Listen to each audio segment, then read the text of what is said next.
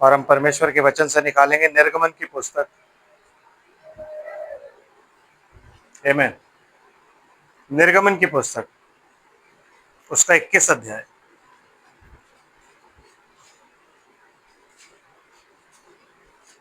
निर्गमन की पुस्तक उसका 21 अध्याय, उसकी 23 आयत से और 25 आयत तक आपके सामने पढ़ता हूँ। यहाँ यूं लिखा है, परंतु यदि उसको और कुछ हानि पहुंचे तो प्राण की संति प्राण का, आंख की संति आंख का, दांत की संति दांत का, और हाथों की संति हाथ का, और पांव की संति पांव का, और दाग की संति दाग का, और घाव की संति घाव का, और मार की संति मार का दंड हो।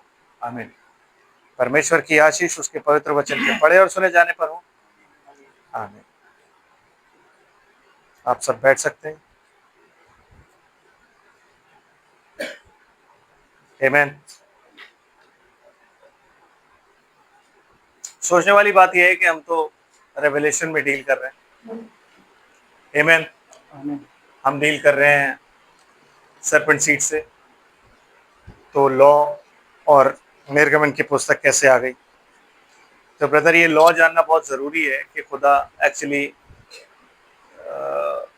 अपने व्यवस्था से किस तरीके से डील करता है और खुदा की व्यवस्था एक्चुअली है क्या, ये जानना हमें बहुत ज़रूरी है। आमीन। तो ब्रदर प्लीज़ पढ़िए।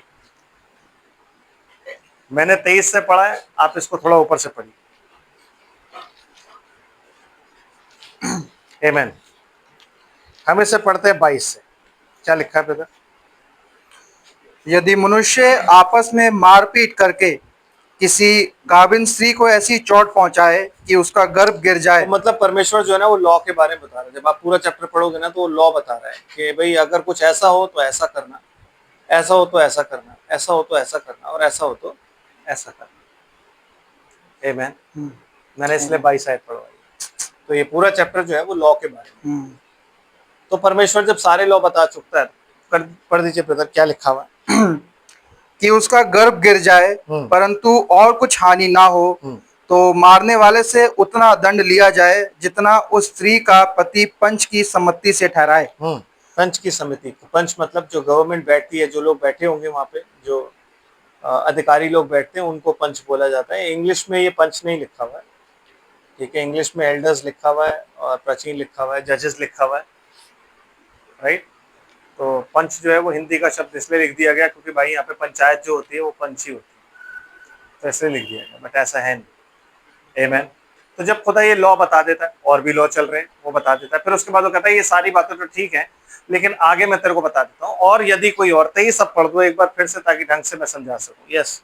परंतु यदि उसको और कुछ हानि पहुंचे, यदि उसको और कुछ हानि पहुंचे, मतलब लड़ाई झगड़े में अगर कोई और हानि पहुंचती है या कुछ और हानि किसी से कोई भी पहुंच जाती है, तो क्या हानि का किस तरीके से आपको डील करना है, वो क्या है?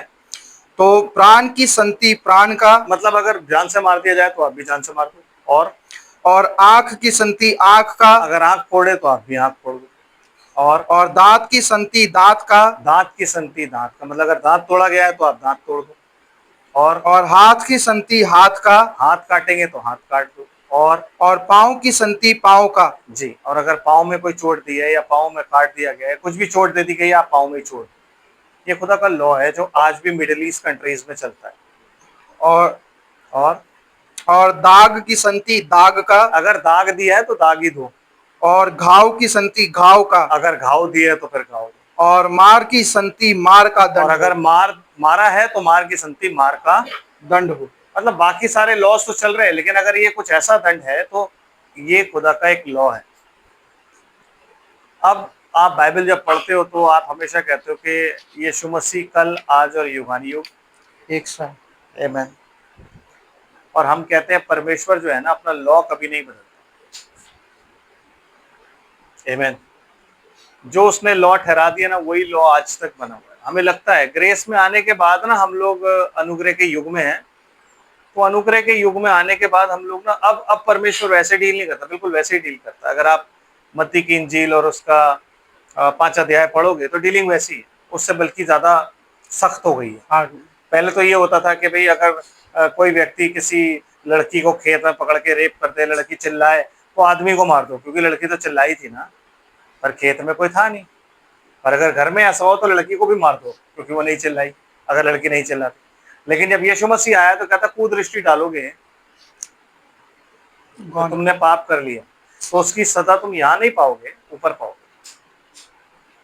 आमीन। समझ रहे बात को आप? तो उसने क्या किया, लॉ को मेंटेन किया, उसने लॉ को खत्म नहीं किया। बस ये था कि पहले पहल क्या होता था, व्यवस्था पे भरोसा होता था, और अब भरोसा किस पर है, यीशु मसीह पर। समझ रहे? अब ये है, पहले माफी नहीं होती थी, लेकिन अब पापों की माफी है यीशु मसीह में। समझ रहे? But law was same and law is same. इसलिए बाइबल में लिखा हुआ है, पौलुस कहता है जो कुछ मनुष्य बोता है वही काटेगा। और उससे पहले क्या कहता है वो, परमेश्वर ठट्ठों में नहीं उड़ाया जाता। क्योंकि हम अक्सर परमेश्वर को ठट्ठों में कह के उड़ा देते हैं कि भाई अरे ये तो अनुग्रह का युग है, इसमें तो कोई बात नहीं। तो कहता है परमेश्वर ठट्ठों में नहीं उड़ाया जाता, जो कुछ मनुष्य बोता है वही वो काटेगा। मतलब जो आप कर्म करोगे, जो आप बोलोगे, उसका बिल्कुल आपके ऊपर इफेक्ट आएगा ही आएगा, मेरे ऊपर इफेक्ट आएगा ही आएगा। आमीन। लॉ इज सेम, आज भी सेम है, ठीक है।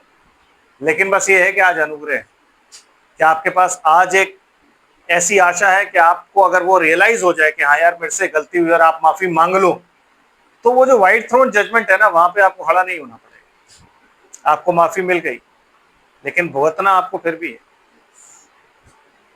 समझ रहे? मसीह के लहू में होके आप माफ हो गए।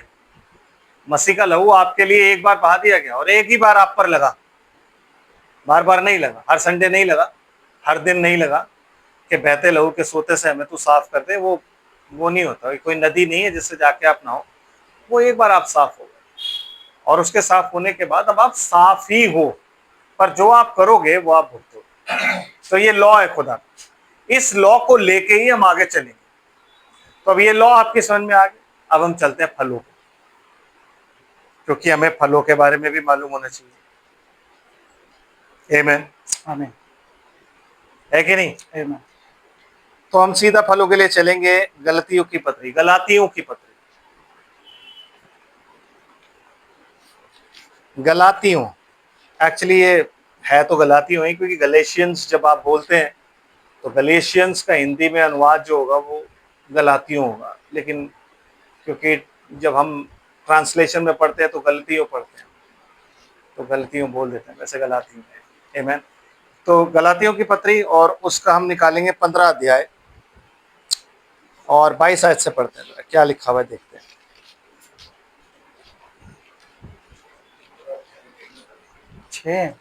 गलतियों की पत्री और उसका 5 अध्याय, वो मैंने काटा हुआ था, वो गलती से ऐसा निकल गया, I am sorry.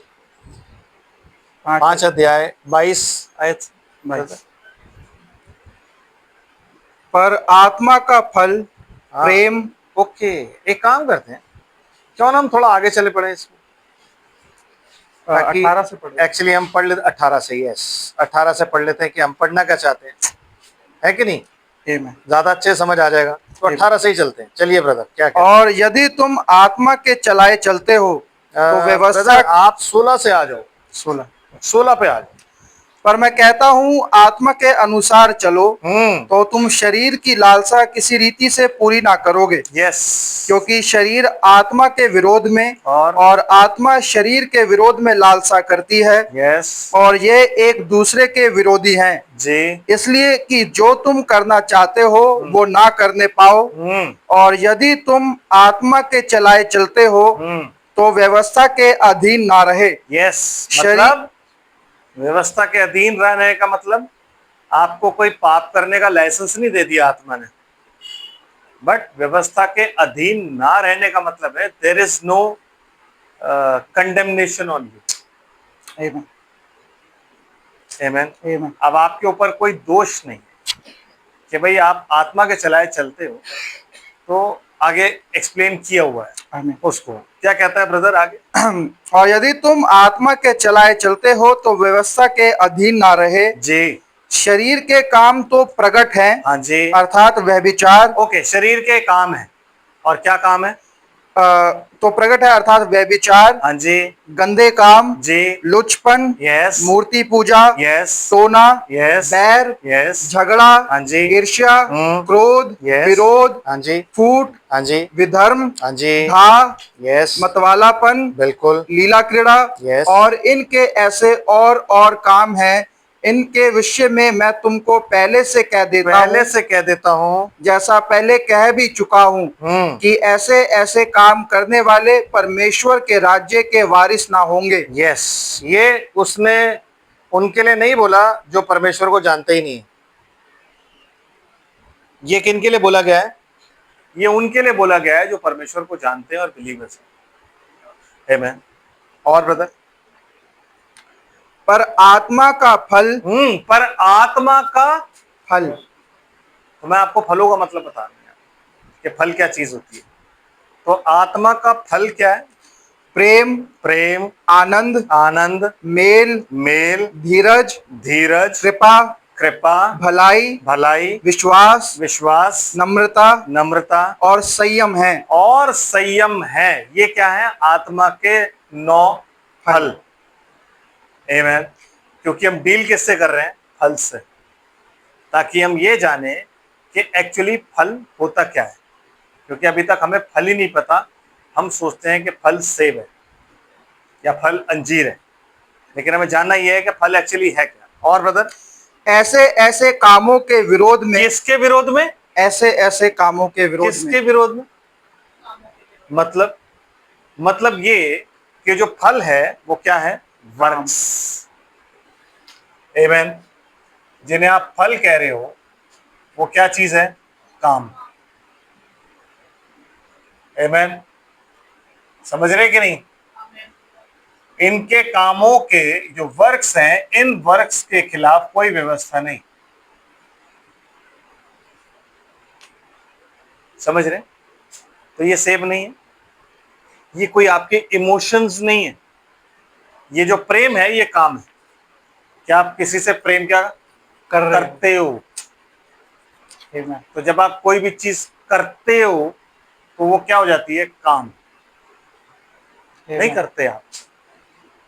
No attributes brother, no. क्रिया। हमने प्रेम किया, हम विश्वास करते हैं, है कि नहीं ब्रदर? आमेन, आमेन, आमेन। विश्वास बिना कर्म मृत है।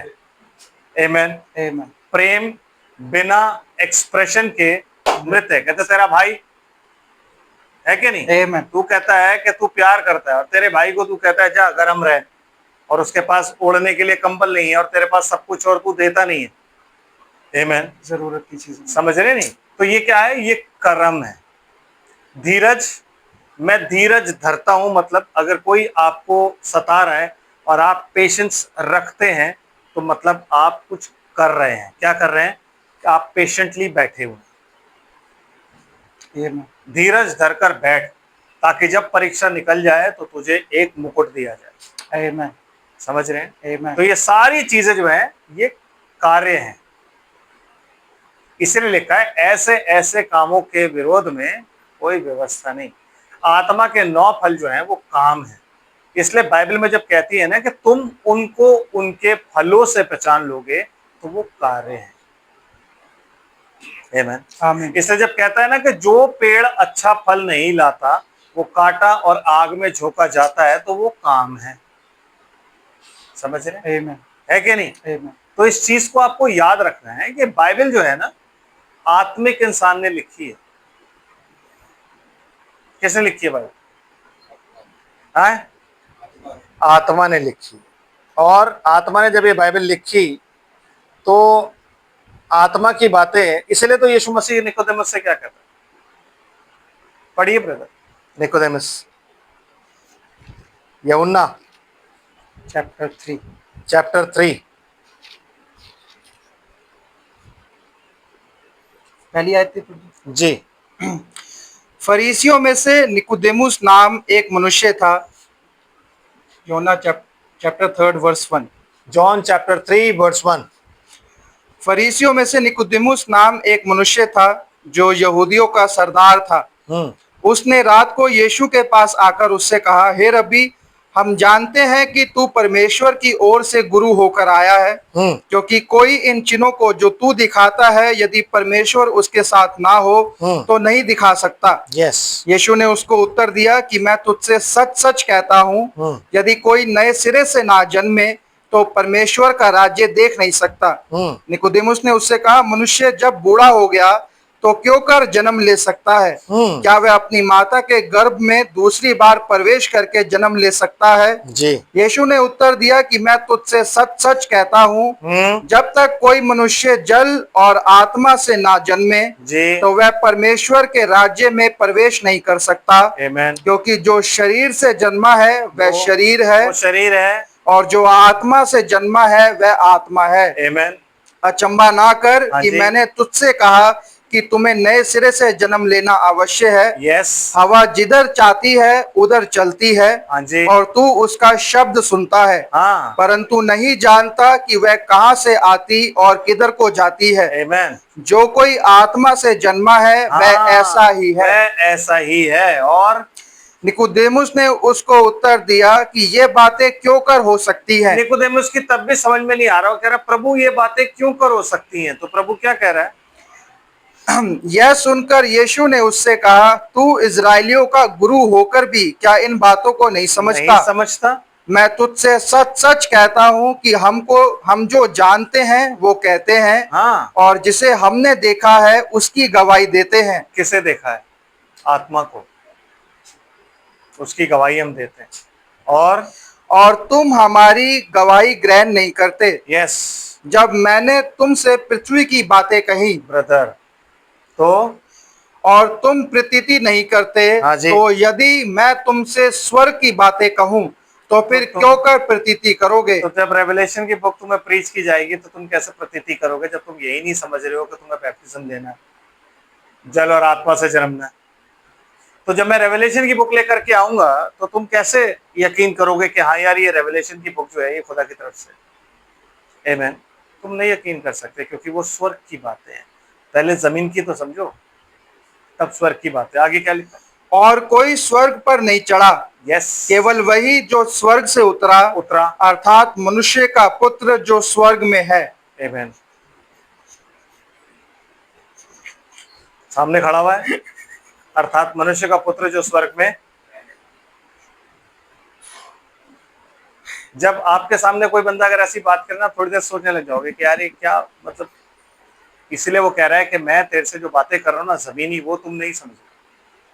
वो ये बता रहा है, आमेन, मसीह के बारे में बता रहा है कि मसीह स्वर्ग में मौजूद है और मसीह नीचे भी है। और ब्रदर आगे कुछ लिखा है? और जिस रीति से मूसा ने जंगल में सांप को ऊंचे पर चढ़ाया, उसी रीति से अवश्य है कि मनुष्य का पुत्र भी ऊंचे पर चढ़ाया जाए, ताकि जो कोई विश्वास करे उसमें अनंत जीवन पाए। बस। तो आत्मिक बातों को यीशु मसीह जब बोलने आया तो वो किन बातों को बात करता था? आत्मिक। और लोग नहीं समझते, लेकिन वो आत्मिक बातों को शारीरिक रूप से समझाना चाहता था, लोग नहीं समझ रहे। और लोग ये कहते थे कि ये कैसे हो सकता है प्रभु, ये संभव नहीं है। आमेन। समझ रहे हैं आप बात को? तो वो बातें समझने के लिए, स्वर्ग को समझने के लिए, स्वर्ग को जानने के लिए you must have Holi ghost. Amen. You must have. क्यों? क्योंकि बाइबल में एक बात और लिखी है, जरा पढ़िए ब्रदर क्या लिखा है। दूसरा तीमुथियुस और उसका 3रा अध्याय और उसकी 16 आयत पढ़िए, क्या लिखा? 16 और 17। दूसरा तीमुथियुस 3रा अध्याय 16 और 17 आयत। हर एक पवित्र शास्त्र परमेश्वर की प्रेरणा से रचा गया है। कोई पवित्र शास्त्र, सिर्फ न्यू टेस्टमेंट जो है वो परमेश्वर की प्रेरणा से रचा गया है, क्योंकि न्यू टेस्टमेंट यीशु मसीह ने बोला है। हर एक पवित्र शास्त्र। और जो पत्रियां हैं वो भाई चेलों ने बोली, वो भी हम नहीं मानेंगे, क्योंकि सिर्फ जो गॉस्पल 4 हैं वो जो है वो प्रेरणा से रचा गया है, क्योंकि वो यीशु मसीह खुद कह रहा है। ऐसा लिखा है कि 4 गॉस्पल्स जो हैं वो नहीं, वो क्या कह रहा है? हर एक पवित्र शास्त्र। इंग्लिश में जब आप पढ़ोगे तो उसको लिखा हुआ है एवरी स्क्रिप्चर, ऑल स्क्रिप्चर्स। है संपूर्ण पवित्र शास्त्र, मतलब पूरी जो बाइबल है पवित्र शास्त्र। इस बाइबल को जब आप ऐसे ही बंद करके इसका पहला पेज खोलोगे तो लिखा हुआ है पवित्र शास्त्र। तो ये जो पूरा पवित्र शास्त्र है ना, आधा नहीं। मैं अगर इस युग में हूं तो मैं ये नहीं कह सकता कि मैं व्यवस्था के अंदर नहीं हूं। नो, मैं तो अनुग्रह में पाया जाता हूं। वो बेकार की बातें थी, ऐसा नहीं है। इसका मतलब आपने व्यवस्था पढ़ी ही नहीं, क्योंकि व्यवस्था भी यही सिखाती है कि तू अपने पड़ोसी से अपने समान प्रेम रख। लॉ में लिखा हुआ है आमीन, कि जब तेरे पड़ोसी का गधा गड्ढे में गिर जाए ना तो तू गधे को निकाल, और गधे को निकाल करके अपने पड़ोसी के पास ले जा। जो तेरा झगड़ा है वो तो अलग है, बेशक तू अपने पड़ोसी को पसंद नहीं करता, लेकिन तो फिर भी अगर उसका गधा गिर जाए तो उसको निकाल। ये किसके लिए? ये आपके और मेरे लिए। कि आज की डेट में अगर एक पापी किसी और चर्च का, जिस चर्च को हम पसंद नहीं करते, अगर वो गड्ढे में गिर जाए, हमारा फर्ज है कि उसको निकालें और ले जाके उसको उसके चर्च में रिस्टोर करें। लेकिन अगर वहां का पास्टर उसे एक्सेप्ट नहीं करता, then you bring him here. आमीन। तो इसलिए रेस्टोरेशन कहाँ होती है? उसी के चर्च में, क्योंकि व्यवस्था लोगों ने नहीं पढ़ी। इसलिए जो भी किसी के चर्च में चले जाता है कहता है हाँ हाँ आ जाओ भैया, आ जाओ आप, हाँ कोई बात नहीं, बात सच मान के अपने चर्चों में घुसेड़ लेते हैं, लेकिन पढ़ा नहीं है ना, इसलिए जानते नहीं कैसे एक्ट करना।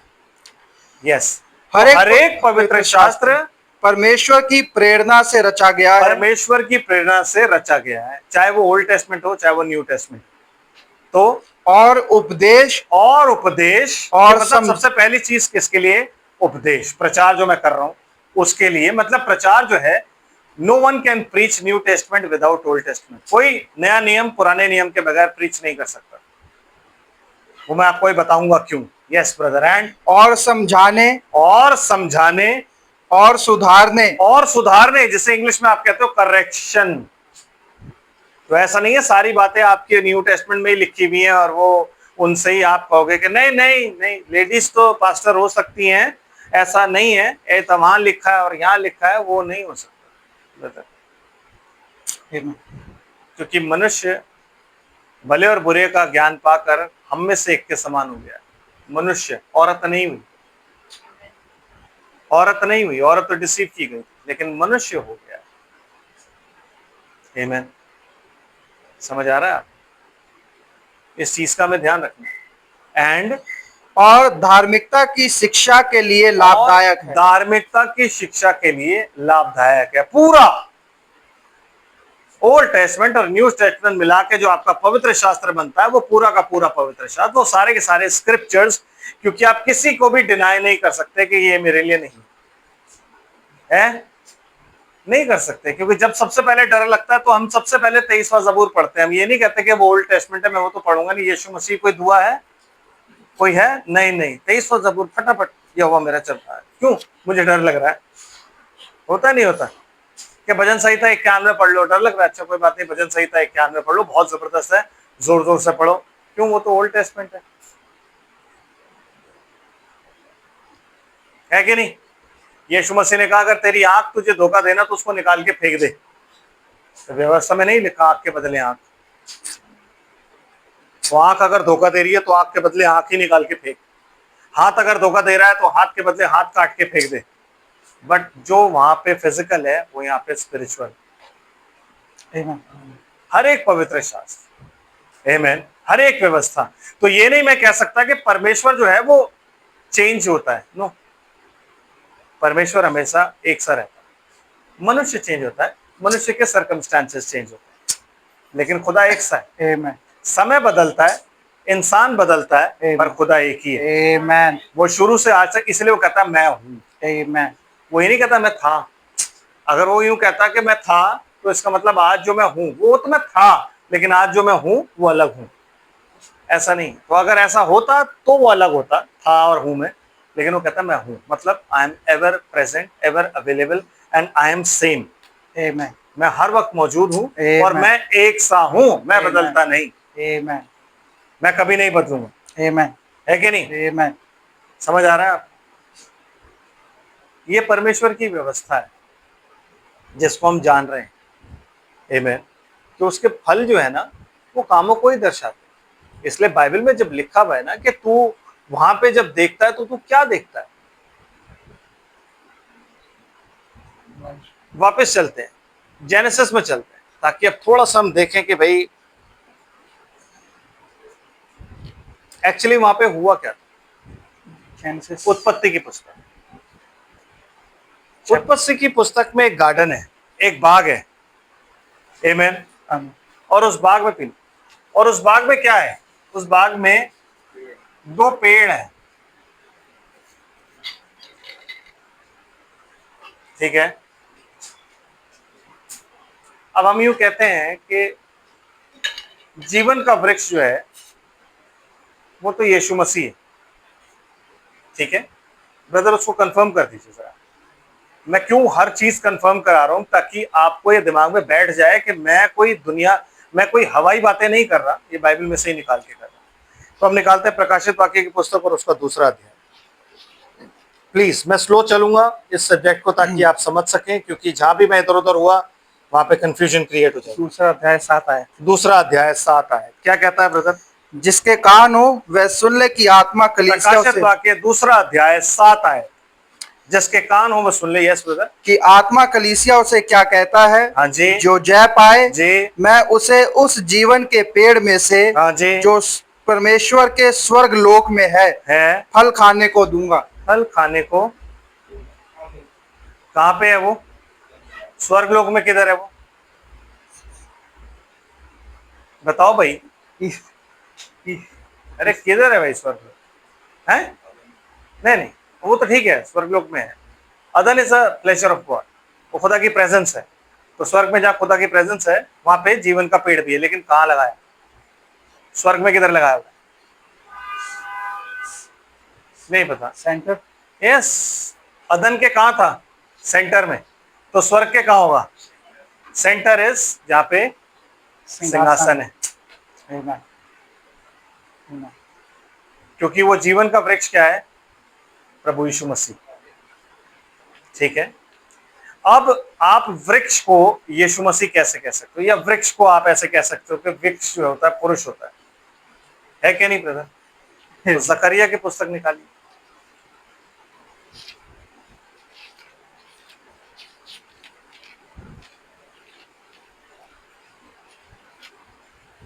जकरिया नबी की पुस्तक,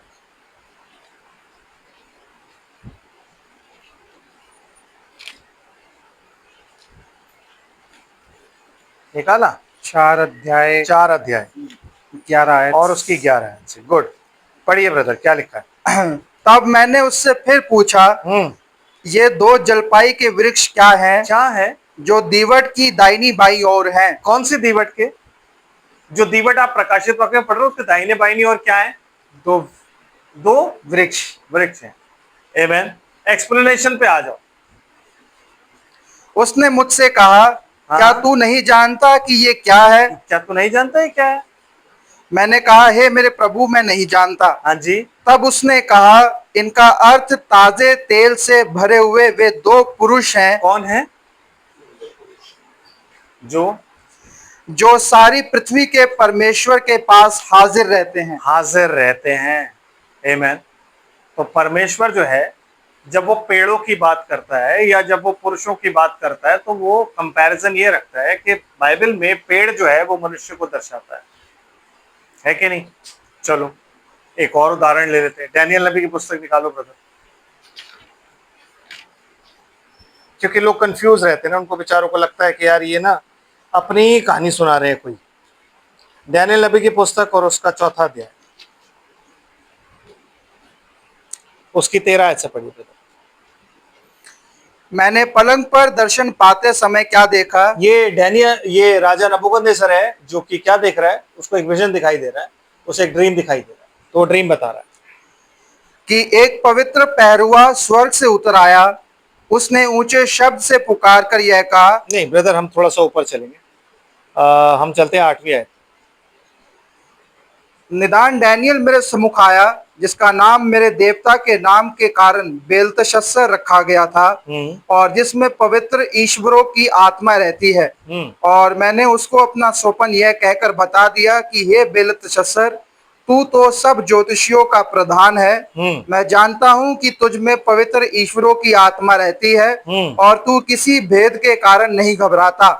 इसलिए जो स्वप्न मैंने देखा है उसे फल समेत मुझे बताकर समझा दे। यस। जो दर्शन मैंने पलंग पर पाया वो यह है, मैंने देखा कि पृथ्वी के बीचों बीच एक वृक्ष लगा है। उसकी ऊंचाई बहुत बड़ी है। जी। वह वृक्ष बड़ा होकर दृढ़ हो गया और उसकी ऊंचाई स्वर्ग तक पहुंची जी। और वह सारी पृथ्वी की छोर तक देख पड़ता था। यस। उसके पत्ते सुंदर और उसमें बहुत फल थे। यस। यहाँ तक कि उसमें सबों के लिए भोजन था। यस। उसके नीचे मैदान के सब पशुओं को छाया मिलती थी और उसकी डालियों में आकाश की सब चिड़ियां बसेरा करती थी और सब प्राणी उससे आहार पाते थे। बस 19वीं आयत फल का एक्सप्लेनेशन। एक्सप्लेनेशन। यस। तब डैनियल, जिसका नाम बेलतशस्सर भी था, घड़ी भर घबराता रहा। घबरा गया वो थोड़ा सा ना।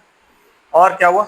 और सोचते सोचते व्याकुल हो गया। हाँ। तब राजा कहने लगा, हे बेलतशस्सर, हाँ। इस स्वप्न से व इसके फल से तू व्याकुल मत हो। हाँ। बेलतशस्सर ने कहा, हे मेरे प्रभु, यह स्वप्न तेरे बैरियों पर और इसका अर्थ तेरे द्रोहियों पर फले। यस। जिस वृक्ष को तूने देखा जो बड़ा और दृढ़ हो गया और जिसकी ऊंचाई स्वर्ग तक पहुंची और जो पृथ्वी के सिरे तक दिखाई देता है, हाँ। जिसके पत्ते सुंदर और फल बहुत थे हाँ जी। और जिसमें सबों के लिए भोजन था, जी। जिसके नीचे मैदान के सब पशु रहते थे जी। और जिसकी डालियों में आकाश की चिड़ियां बसेरा करती थी, जी। हे राजा, वो तू ही है। वो मतलब परमेश्वर अगर पेड़ को कंपेयर कर रहा है तो किससे कंपेयर कर रहा है? नबूकदनेस्सर बादशाह से, एक मनुष्य से। ठीक है, मैं आउटलाइन इसलिए बना रहा हूं ताकि आपको जब मैं बताऊंगा तो आपको समझ आ जाए। मरकुस की इंजील 8 अध्याय और 22 आयत से पढ़िए।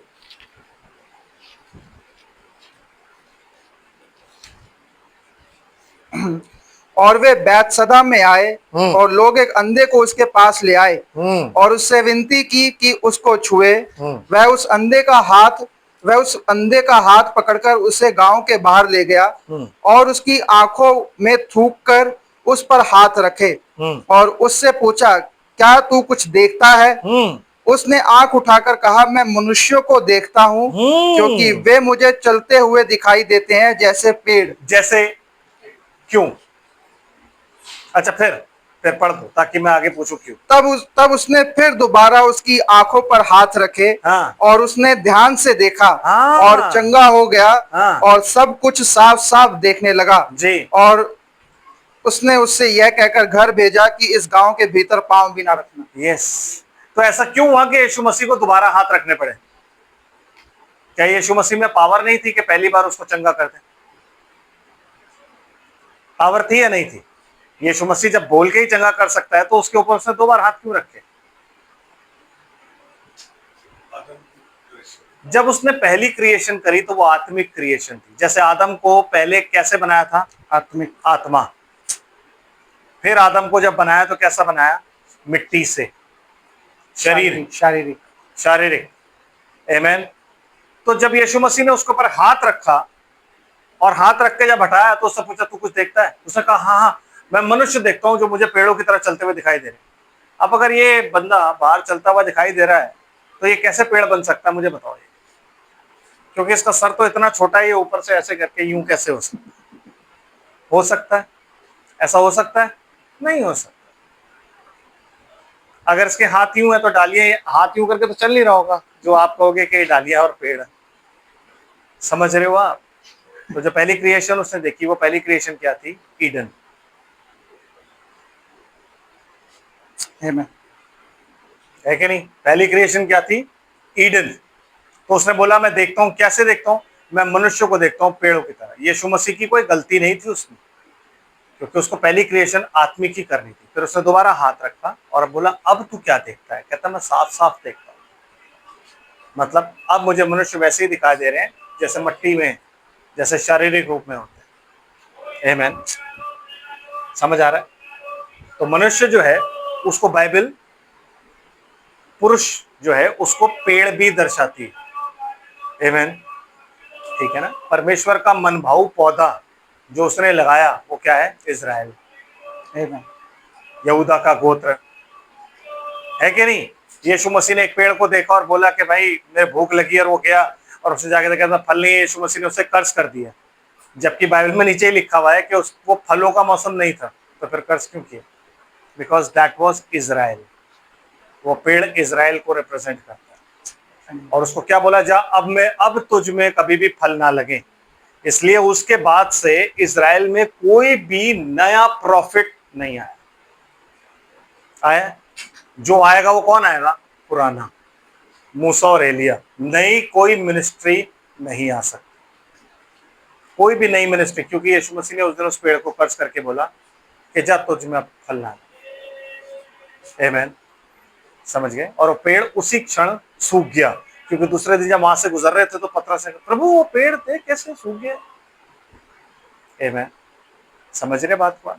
तो पेड़ क्या हो गया? यस, पेड़ मनुष्यों को भी दर्शाता है, ठीक है। फल क्या हो गया? काम। इतना समझ आ गया? चलो बेटा, इतना समझ आ गया तो फिर अब यहां से हम आगे बढ़ते हैं। उत्पत्ति की पुस्तक और उसका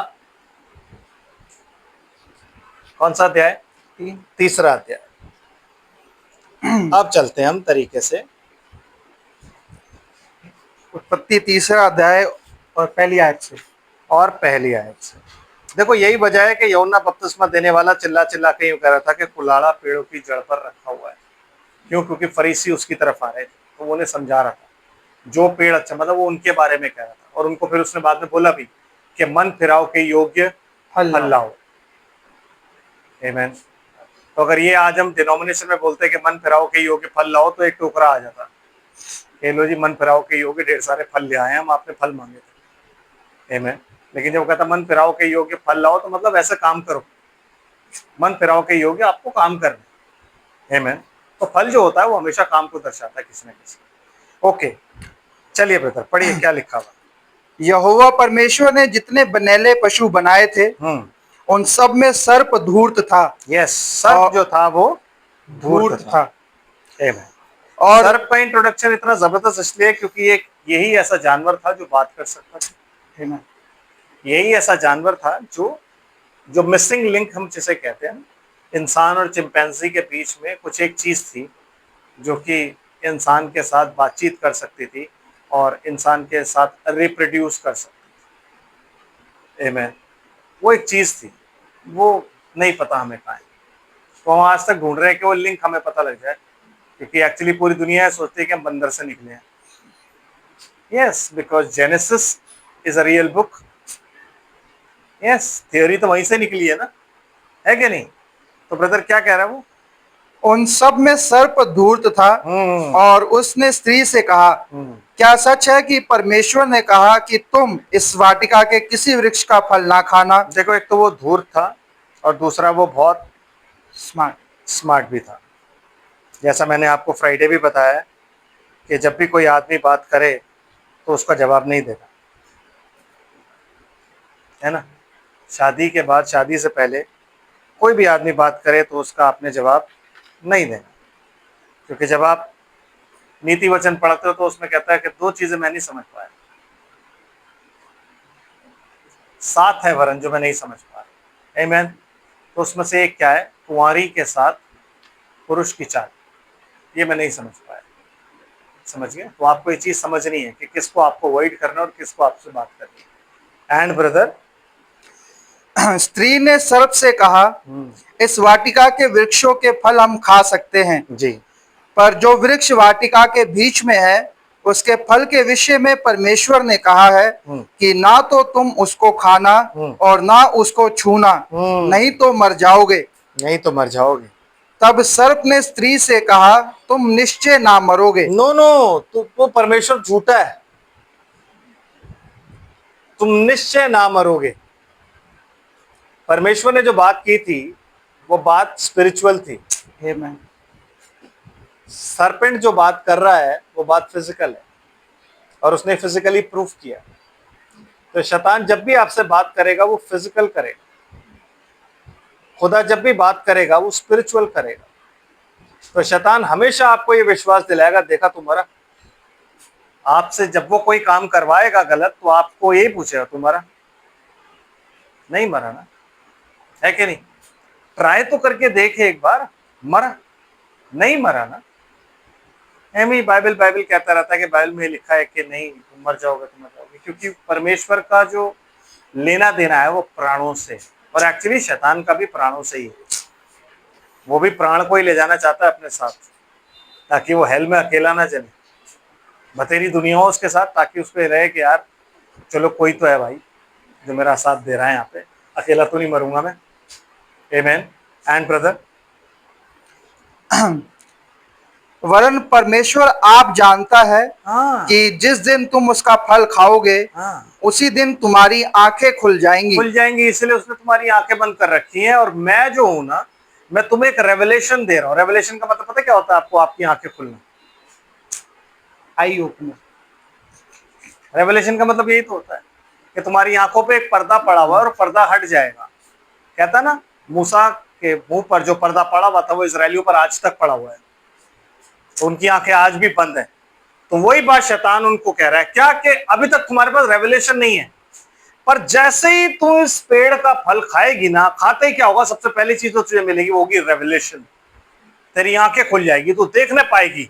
और खुदा नहीं चाहता कि तुम देखो, बिकॉज परमेश्वर ये चाहता है कि आप सिर्फ उसे देखो, मतलब looking unto Jesus the author and finisher of our faith. Amen. पतरस जब यीशु मसीह को कहता है प्रभु मैं आऊं अगर तू है तो, कहता है तो पतरस पानी पे चलने लगता है। वो जब तक यीशु मसीह को देख रहा है वो पानी पर चल रहा है, लेकिन जहां उसकी नजर यीशु मसीह से हटके लहरों पर जाती है वो डूबता है। और वो कहता है हाय प्रभु मैं डूब रहा हूं, मुझे बचा। और यीशु मसीह से कहता है हे अल्पविश्वासी। आमीन। तो हमारा कार्य, हमें आंखें क्यों दी गई हैं? ताकि हम परमेश्वर और परमेश्वर के कार्य को देखें, दुनिया नहीं। इसलिए जब मिस्र के रास्ते पर इजरायली जा रहे थे तो क्या कहता? तुम ना दाएं देखना ना तुम बाएं देखना, तुम कहां देखना? सामने। कहां?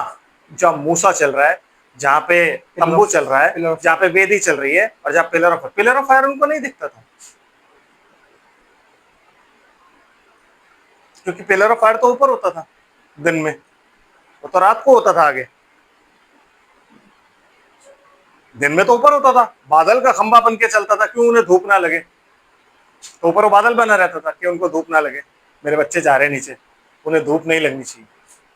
तो कहता तुम इधर उधर मत देखना। तो क्या हुआ? इजरायली एक बार निकल रहे थे और वहां पर बड़े जहरीले सांप थे। तो खुदा वहां से क्यों ले जा रहा था? क्योंकि खुदा चाहता था कि इनको कोई डिस्टर्ब ना करे, क्योंकि अगर मैं आदमियों के वहां से ले जाऊंगा तो अटैक करेंगे, ये लड़ेंगे झड़ेंगे, ये सब होगा।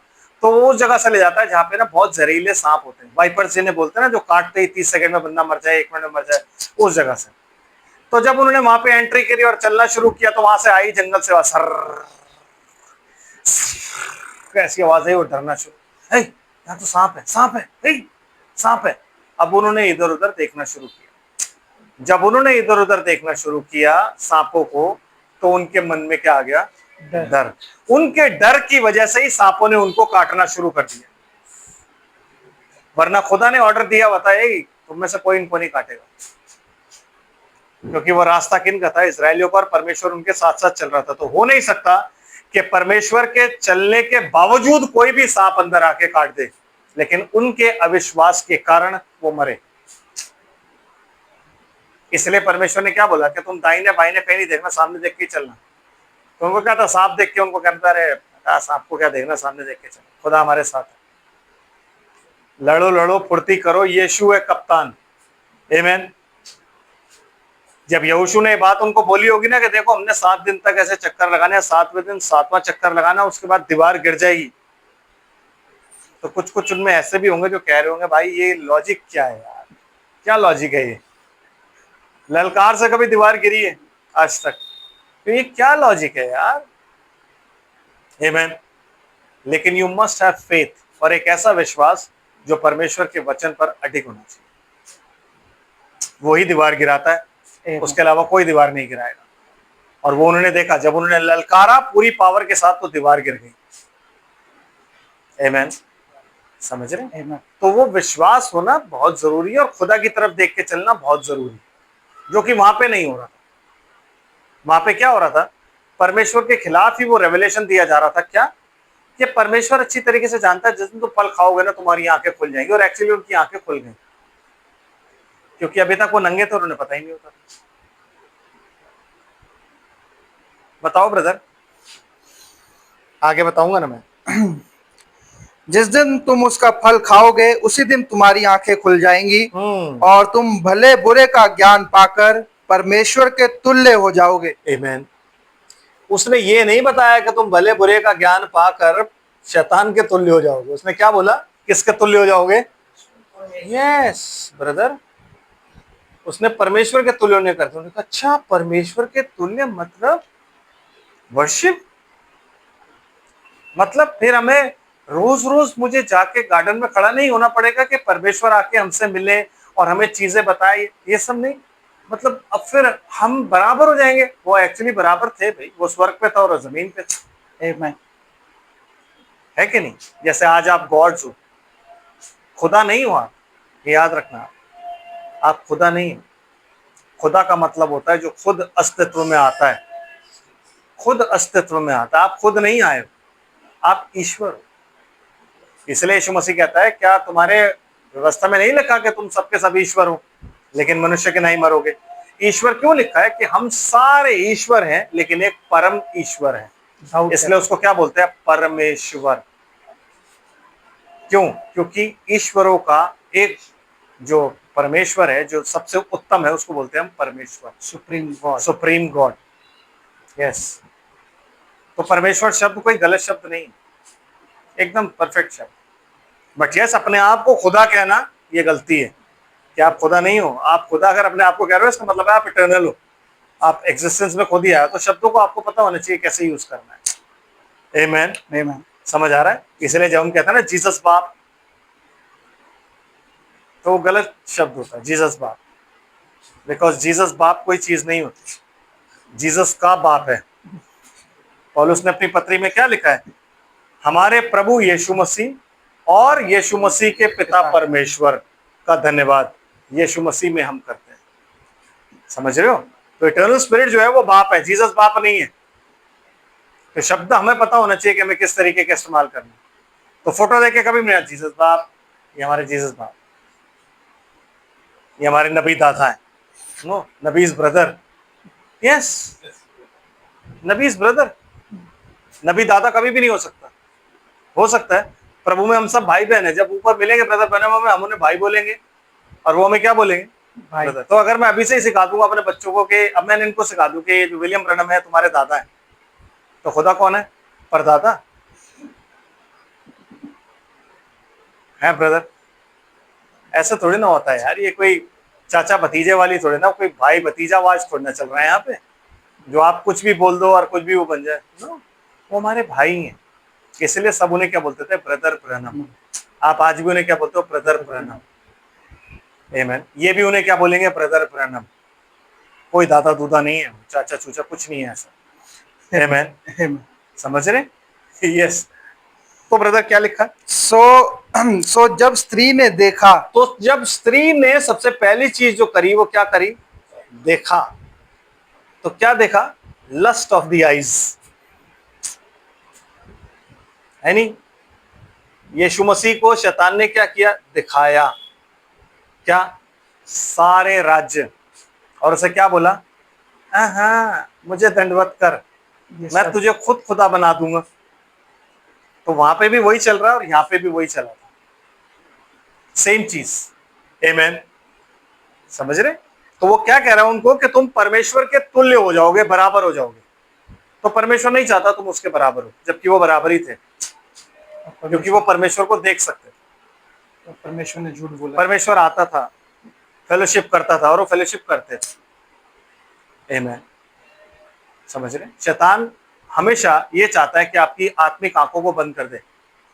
बिलाम मूसा से बेटर नबी था, आमीन, लेकिन सिर्फ इस लस्ट ऑफ आइज की वजह से कि क्या हुआ, जो वो ढेर सारी शोहरत और वो बड़े बड़े मंत्री उसके पास आए ना, उन्होंने आके जब झुक के दंडवत किया, उसने कहा मैं इतना इंपॉर्टेंट हूं, मुझे तो मालूम ही नहीं था कि मैं इतना इंपॉर्टेंट हूं इस राज्य में।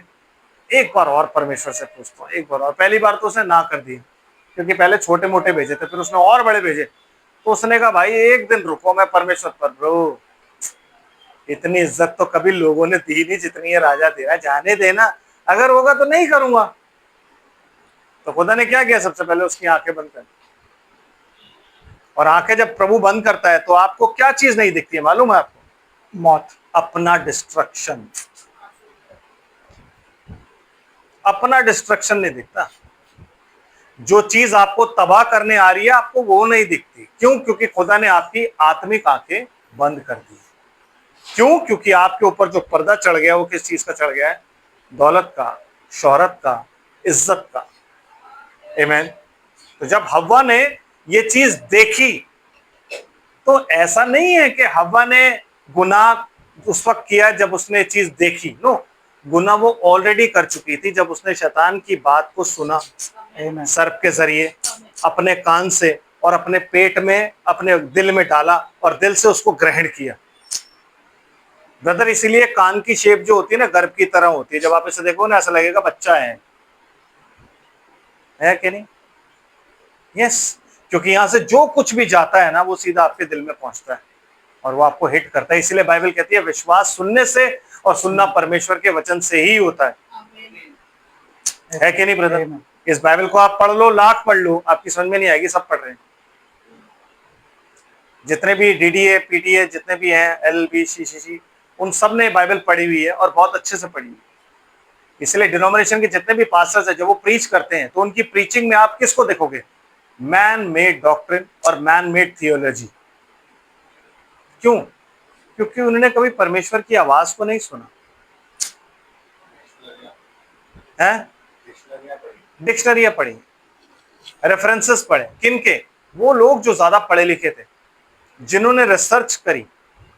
इसलिए वो जब भी आपको बताएंगे तो क्या बताएंगे? मनुष्यों की बातें, स्कॉलर्स, मनुष्य की बातें ही बताएंगे हमेशा, कि वो वहां पे एक जन था, उसने ऐसा किया और प्रभु ने उसके साथ ऐसे, वो मनुष्य की बताते रहेंगे। स्वर्ग को कभी नहीं बता पाएंगे, बता ही नहीं सकते, क्योंकि स्वर्ग को जानने के लिए यीशु मसीह के पास आके, और यीशु मसीह जो कहता है कि जल और आत्मा से तुम ना जन्मो, वो करना पड़ता है। इसलिए वो कहता है जब तुमसे जमीन की बात कर रहा हूं तेरी वो समझ में नहीं आ रही तो आसमान की कहूंगा तो कैसे समझेगा तू? तो कहता है कि मेरे को अभी भी नहीं समझ आया, तो तू फरीसियों का गुरु होकर भी इन चीजों को नहीं समझता। कैसे गुरु बन गए हो तुम लोग? हम तो सर एग्जाम दे के पास हुए। क्यों? मैंने टॉप किया है, टॉप करने के बाद भी आपकी कोई अहमियत है नहीं, क्योंकि जब यीशु मसीह आपसे बात कर रहा है तो आप समझ नहीं पा रहे हो। वो कह रहा है कि क्या टॉप किया है तुमने जो तुम्हें ये पता ही नहीं लग रहा है। आमीन, समझ रहे? तो शैतान उस जगह से आज भी आपको गिराना चाहता है जो परमेश्वर ने आपको जगह दी है। वो आपसे आपका बर्थ राइट छीनना चाहता है। बर्थ राइट पता है क्या है? आपके पहलौठे का हक जो आपने लिया है, जो परमेश्वर ने आपको दिया है, वो आपसे छीनना चाहता है। वो चाहता है कि किसी तरीके से वो पहलौठे का हक छीन ले ताकि आपको नंगा कर दे, उस पद से हटा दे। क्योंकि जैसे ही आप उस पद से हटोगे ना, हटते ही परमेश्वर के साथ आपका कोई कॉन्टैक्ट नहीं रहेगा। तो स्त्री ने देखा, जब वो सारी बातें स्त्री ने ग्रहण करी, स्त्री ने कहा बात तो सही कह रहा है, क्योंकि मैंने उस हाथ लगा के देखा, मैं तो नहीं मरी, तो क्या पता परमेश्वर झूठ बोल रहा हो। ये बात उसने आदम को क्यों नहीं बोली? क्योंकि आदम जो है वो डायरेक्ट क्रिएशन है। जब उसे क्रिएट किया गया तो परमेश्वर ने अपना श्वास उसमें फूका और आदम जीवित प्राणी बन गया। लेकिन जब औरत बनाई तो कहीं लिखा है ऐसा कि औरत के अंदर परमेश्वर ने अपना श्वास फूका और वो जीवित प्राणी बन गई? ऐसा लिखा है? कहीं नहीं लिखा है। औरत बनाई और आदम के पास ले आया, क्योंकि जो कुछ औरत में है वो आदम का ही था। आमीन। इसलिए औरत को क्या बोला जाता है? कमजोर पात्र। इसलिए औरत की ड्यूटी क्या थी? किचन, हाउस होल्ड, यही तो थी। उसको तो सर्प से बात ही नहीं करनी थी। सर्प की डीलिंग किससे थी? आदम से। आदम को ही उससे काम करवाना था as a servant, serpent and servant. Yes, आदम को ही उससे काम करवाना था। लेकिन क्या हुआ? उसने इम्प्रेस किया हवा को कि आप बहुत अच्छी प्रचारक हैं, क्या आप मुझे बात बताएंगी? जब उसने बताई तो उसने बोला वाह, ऐसा रेवलेशन मैंने अब मैं आपको बताता हूँ, मैं आपको एक्सप्लेन करता हूँ। और हवा ने उसके वचन को सुना इसलिए यीशु मसीह जब शैतान उसको कहता ना कि सारा राज्य में तेरे को दे दूंगा, तू मुझे दंडवत कर, तो यीशु मसीह ने क्यों बोला कि गेट बिहाइंड दी, पीछे आ, हट मेरे सामने से। क्यों? क्योंकि सेटन उसको क्या कह रहा था, उसको प्रचार कर रहा था। सेटन जो था उसके सामने उसको प्रचार कर रहा था। और क्या प्रचार कर रहा था? पहला प्रचार क्या था? इन पत्थरों को रोटी। वो ऑर्डर दे रहा है यीशु मसीह को, तुझे भूख लगी है तो इन पत्थरों को बोल रोटी बन जाए। तू तो, तेरे अंदर बहुत ताकत है, तू तो बेटा है खुदा का, तो कुछ भी कर सकता है, बोल।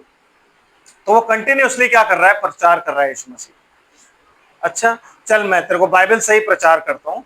बाइबल में तेरे को याद होगा, लिखा हुआ भजन संहिता में कि तू अगर नीचे गिरेगा तो तुझे स्वर्गदूत हाथों हाथ उठा लेंगे। यीशु मसीह ने कहा तो यहाँ से नीचे गिरा, क्योंकि बाइबल में तेरे विषय में ही लिखा है। बिकॉज तू तो परमेश्वर का पुत्र है ना, तू अपने आप को यूं कहता ना मैं परमेश्वर का पुत्र हूँ। वो यूहन्ना बपतिस्मा देने वाला वहां पे क्या कह रहा है कि ये है परमेश्वर का मेमना।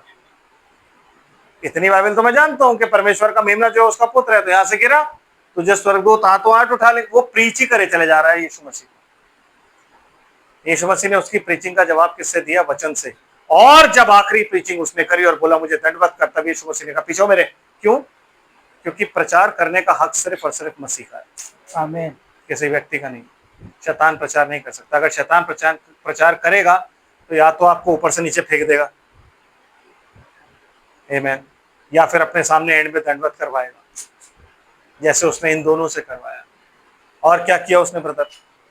जब स्त्री ने देखा कि वो फल जो है वो कैसा है, कि उस वृक्ष का फल खाने में अच्छा है, आमीन, और देखने में मनभाऊ, और देखने में ना बहुत मनभाऊ है।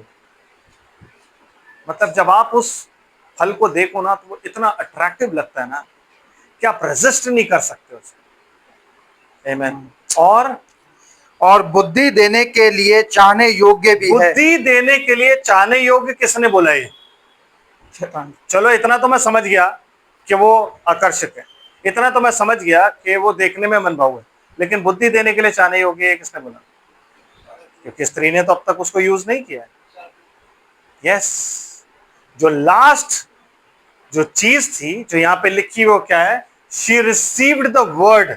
उसने पहले उस सर्प का वचन रिसीव किया है, उसके बाद उसने कार्य किया। तो जो चीज वो फिजिकली कर रही थी वो पहले ही स्पिरिचुअली कर चुकी थी अपने दिल में। समझ रहे हो? जब शैतान उसको एक्सप्लेन कर रहा है सर्प, तो वो उसको वो फिजिकली कर चुकी, स्पिरिचुअली कर चुकी है अपने हृदय। इसीलिए कहते हैं जो भी पाप आप करते हो ना, वो आप पहले सोचते हो उसके बारे में, अपने दिल में वो पाप करते हो और उसके बाद में आप उसको अंजाम देते हो। इसलिए बाइबल कहती है दुष्ट ना अपने बिछौने पर पड़े पड़े सोचता है कि कल मेरे को कौन सा दुष्टता का काम करना है। हम पाप क्यों करते हैं? क्योंकि हम पहले इमेजिनेशन, फैंटेसी पता है ना, हम पहले उसको ना दिमाग में सोचते हैं, फिर उसके बाद पाप होता है। इसलिए यीशु मसीह कहता है जिसने कुदृष्टि डाली उसने पाप कर दिया, आमीन। समझ रहे? तो सबसे पहली कुदृष्टि किसने डाली? इस औरत ने, औरत ने ब्रदर। वो क्या देखने में, फिर उसके बाद बुद्धि पाने में चाहने योग्य है, आमीन।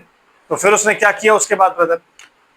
तब उसने उसमें से तोड़कर खाया। यस, तब उसने उसमें से तोड़कर खाया और अपने पति को भी दिया। और अपने पति को भी उसने दिया। और किसने दिया? और उसने भी खाया। नहीं, किसने दिया? शैतान ने, सर्प ने, स्त्री ने, है स्त्री ने। तो फिर हम यूं को कहते हैं कि एडम डिसीव किया गया।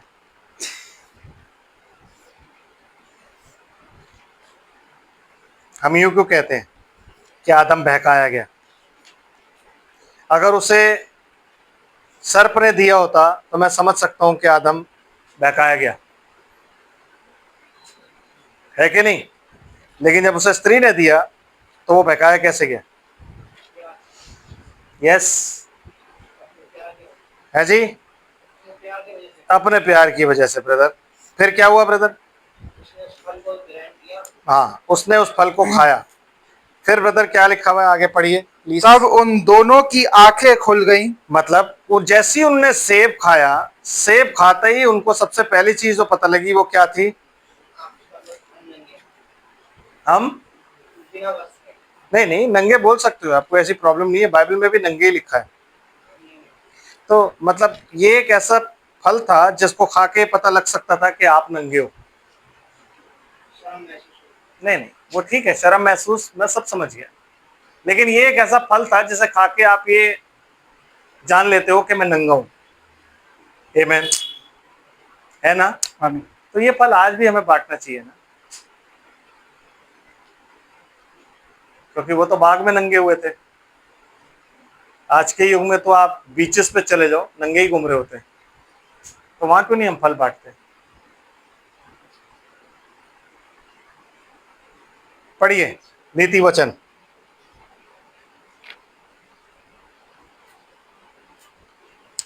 नीति वचन 30 अध्याय उसकी 20 आयत, क्या लिखा हुआ है?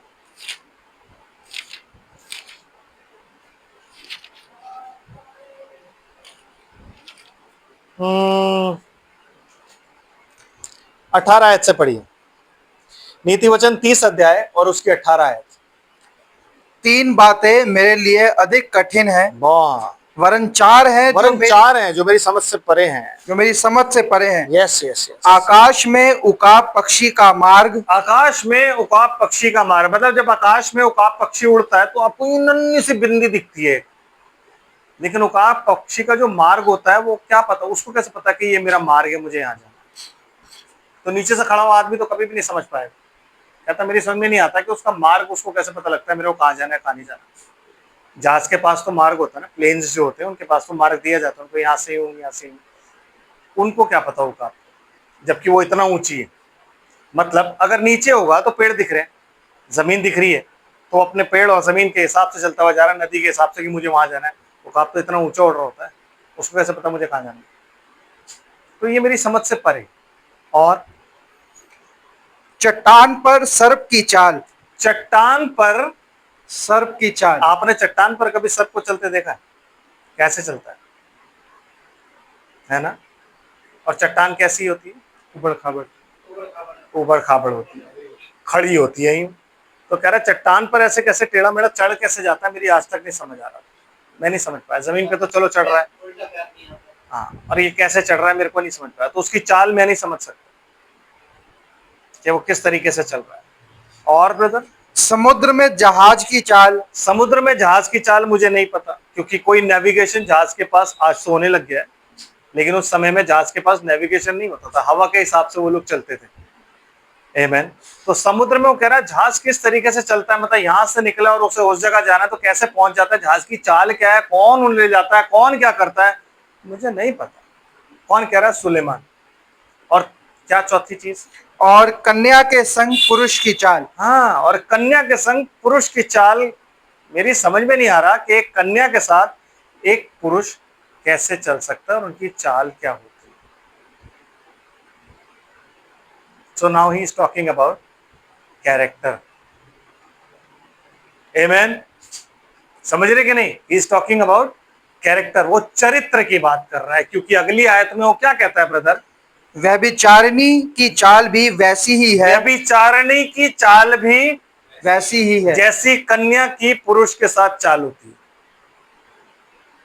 जैसी जहाज की समुद्र में होती है, जैसी उकाब की। मतलब हम नहीं समझ सकते व्यभिचारिणी की चाल, उसका कैरेक्टर, उसका चरित्र आप नहीं समझ सकते। क्यों? पढ़ो ब्रदर।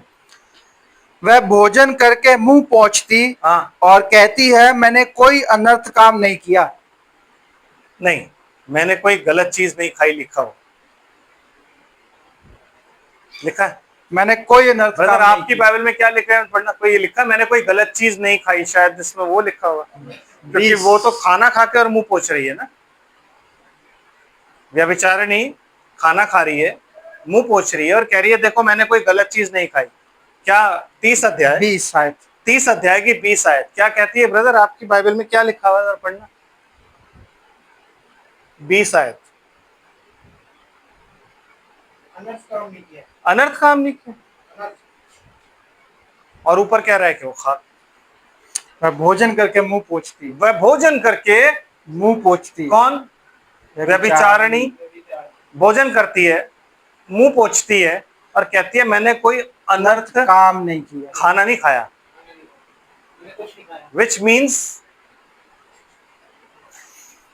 जो खाना है, नो नो ब्रदर, जो खाना है वो भी किसी काम को दर्शाता है। किसको है सर? जोर से बोलो। रिश्वत खाना, जैसे रिश्वत आप खाते हो तो आप किसी काम को ही दर्शा रहे हो। आमेन।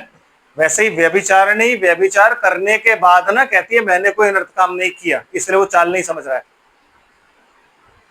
आमेन। तो जिस खाने की बात लिखी हुई है ना, वो खाना व्यभिचार है, गलत काम, वो खाना व्यभिचार है ब्रदर। आमेन। और वो गलत काम जो है वो करने के बाद क्या बोलती है? व्यभिचार करने के बाद क्यों? मैंने तो कोई व्यभिचार नहीं किया, मैं तो नहीं जानती, मैं तो बिल्कुल ठीक हूं, मैं तो बिल्कुल साफ हूं। तो वो नहीं समझ पाया क्योंकि उसने देखा ही नहीं है। तो जिसने देखा ही नहीं वो कैसे जानेगा? और आप इल्जाम कैसे लगाओगे? इसलिए मरियम मगदलीनी को पकड़ने के लिए उन्होंने क्या किया था? रंगे हाथों। प्रभु ये व्यभिचार करते समय पकड़ी गई है। आमेन।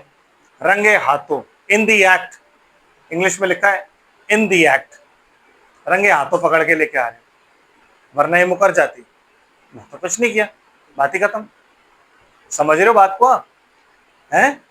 तो स्त्री ने जब वो फल देखा, उसे तोड़कर क्या किया? उसने खाया। और फिर उसके बाद उसने क्या किया? वही फल किसको दिया? पति को। और पति ने भी खाया। मतलब कोई काम किया था, कुछ काम ऐसा हुआ था। क्या काम हुआ था? अभी बताता हूं, क्योंकि अगर मैं अभी बताऊंगा तो आप कहोगे आप गलत कह रहे। पहले मैं काम के कॉन्सिक्वेंसेस बता दूं ताकि फिर काम पे आके आपको बताऊं। पहले आप ये देखो कि उस काम से हुआ क्या था, ताकि आप ये समझ सको कि काम क्या हुआ था। Yes brother. एंड उत्पत्ति 3 अध्याय 7 आयत। 7 आयत। उत्पत्ति 3 अध्याय 7 आयत। इसको याद रखिएगा, व्यभिचारिणी स्त्री क्या करती है। यस। तब उन दोनों की आंखें खुल गईं। हाँ। और उनको मालूम हुआ कि वे नंगे हैं। वो नंगे हैं, मतलब उन्होंने कुछ ऐसा काम किया जिससे उनको ये पता लग गया कि वो नंगे हैं। आमेन। तो क्या वो उसके बाद ब्रदर जैसे ही उनको पता लगा कि वो नंगे हैं तो उन्होंने क्या किया? सो उन्होंने अंजीर के पत्ते जोड़ जोड़कर लंगोट बना लिए। क्या बनाए? लंगोट। ड्रेस नहीं बनाए, ड्रेस नहीं बनाई। क्यों? क्योंकि नंगा आदमी तो पूरा नंगा है ना। आदमी नीचे नीचे है, ऐसा कैसे हो सकता है ब्रदर? क्या बात कर रहे हो यार? अगर कोई आदमी कच्चे में जा रहा होगा तो आप उसे क्या बोलोगे? ये तो कपड़े पहने हुए, नंगा। या नंगा बोलोगे? नंगा। नहीं ब्रदर, क्या बोलोगे? नंगा बोलोगे या कपड़े पहने हुए बोलोगे? नंगा बोलोगे आप उसे। अबे तुझे शर्म नहीं आती? तू नंगा चल रहा है, आप बोलोगे नहीं बोलोगे? क्योंकि आपकी नजर में नंगेपन को ढकने का क्या है? पैंट और शर्ट है क्या नहीं? आप पैंट शर्ट जब पहनते हो तब आप नंगे नहीं होते हो। अदरवाइज अगर कोई औरत यहाँ पे अगर अपने अंडर गारमेंट्स में जाएगी तो आप क्या बोलोगे? नंगी जा रही है। आप उसे बोलोगे कि कपड़े पहन के जा रही है? हो सकता है ये है। तभी तो मैंने कहा कि लॉस एंजलिस के बीचेस में जाके वो फल बांटो ताकि पता लग जाए कि भाई वहां औरतें नंगी घूमती हैं, आदमी चड्डी में घूम रहे होते हैं। तो उन्होंने क्या बनाया? लंगोट। अपने लिए क्या बनाया उन्होंने? लंगोट। क्यों भाई? उन्होंने तो फल खाया था, तो उन्हें फेस मास्क बनाना चाहिए था। भाई जब आप गलत चीज खाओगे तो आपको, अब जैन जो है, जैनी लोग वो मुंह पे मास्क क्यों लगाते हैं? क्योंकि वो कहते हैं कोई अशुद्ध वस्तु मुंह में ना जाए। तो अब उनके मुंह में एक अशुद्ध वस्तु ऑलरेडी चली गई जिसकी वजह से वो नंगे हैं, तो उनको अपना मुंह नहीं ढकना चाहिए था। ब्रदर मुंह ढकना चाहिए था कि नहीं? क्योंकि उन्होंने गलत चीज खाई तो मुंह ढकना चाहिए था कि नहीं? पर उन्होंने क्या ढका? अंग। अंग। कौन से अंग? जो गुप्त अंग होते हैं। वाई?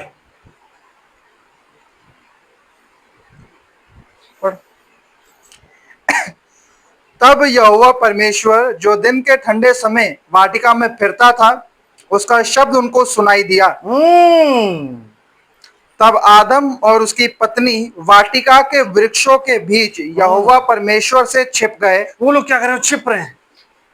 परमेश्वर आवाज दे रहा है, आदम आज कहाँ है बेटे, कहाँ है? मैं तुझे देख, ओमनी प्रेजेंट गॉड जो खुदा सब कुछ देख सकता है, उसको आज खुदा ही अंधा हो गया है।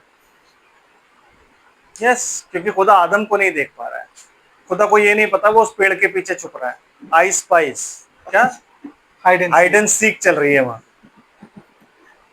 पेड़ों के पीछे खुदा वो छुप रहे हैं और इधर आ गए, इधर आ गया, इधर छुप, उधर छुप। आमेन। यस, खुदा की आंखें बंद नहीं हुई, लेकिन आदम अपने पद से गिर गया। आमेन। अभी सब कुछ धीरे धीरे बताता हूँ। यस, एंड तब यहोवा परमेश्वर ने पुकार कर आदम से पूछा, तू कहाँ है? कहाँ है भाई? मैं इतनी देर से आवाज दे रहा हूं, तू कहाँ है? अब उसने कहा, मैं तेरा शब्द बारी में सुनकर डर गया। मैं तेरा शब्द बारी में सुनकर ना डर गया, और क्योंकि मैं नंगा था इसलिए छिप गया। इसलिए छिप गया। इसलिए पेड़ के पीछे यूं खड़ा हुआ, क्योंकि मैं नंगा था इसलिए मैं छिप गया। मुझे तेरे सामने आते हुए ना शर्म आ रही है। अभी बताऊंगा उसको कैसे पता मैंने। यस, उसने कहा, किसने तुझे चिताया कि कौन तू बोल रहा है तू नंगा नंगा है? किसने बोला? शैतान ने बोला तू नंगा है? किसने बोला? सर्प ने बोला तू नंगा है? किसने बोला तेरे को? किसने बोला? आप वो क्या कह रहे हैं? जिस वृक्ष का फल खाने को मैंने तुझे बरजा था, हाँ, क्या तूने उसका फल खाया है? क्या तूने उसका फल खाया है? क्या बोलता है आदम? आदम ने कहा, जिस स्त्री को तूने मैंने नहीं किया, ये औरत।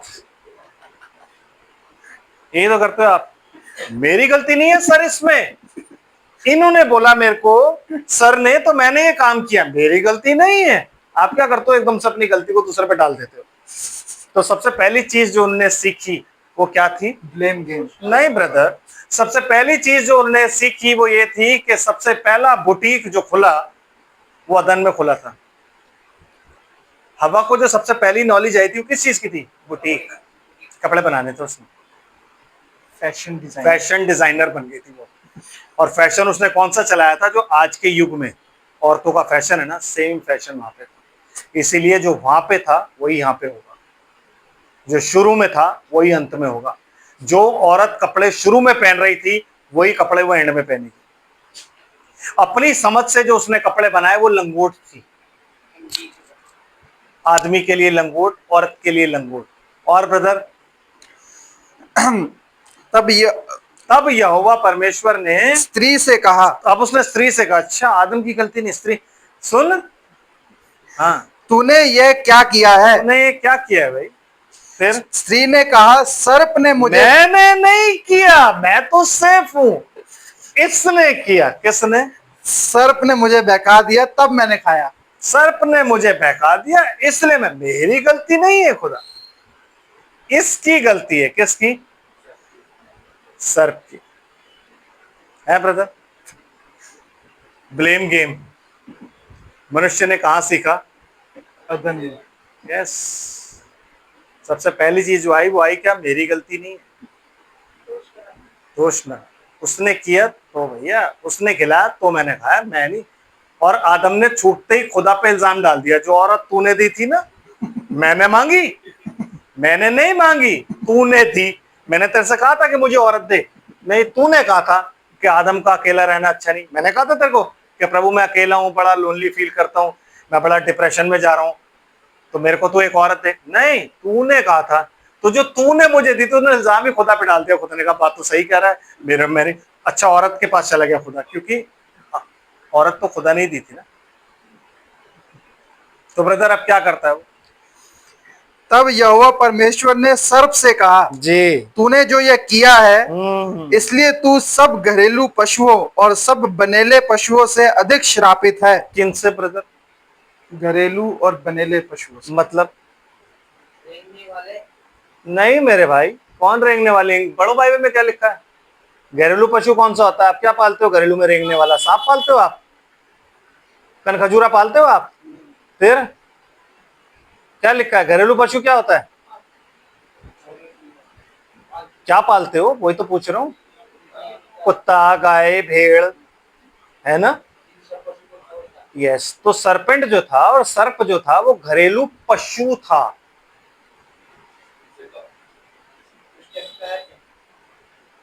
उसके 4 पैर होते थे जिसमें से वो 2 पैरों पे खड़ा हो सकता था और बात भी कर सकता था, तभी तो स्त्री से बात कर रहा है कि नहीं? स्त्री से बात उसने कैसे कर ली? वो बात कर सकता था स्त्री से, और वो खड़ा हो सकता था, वो चौपाया था, इसलिए वो कह रहा है बनेले पशु और घरेलू पशु। भाई की समझ में नहीं आया। तीसरा अध्याय पहली आयत पढ़ो ब्रदर, तीसरा अध्याय पहली आयत निकालो ताकि समझ में आ जाए। यहोवा परमेश्वर ने जितने बनेले पशु बनाए थे, क्या बनाए थे? बनेले, क्या? पशु। उनमें उनमें उन सब में सर्प धूर्त था। मतलब उसने ये तो नहीं लिखा जितने रेंगने वाले बनाए थे उनमें सर्प धूर्त था।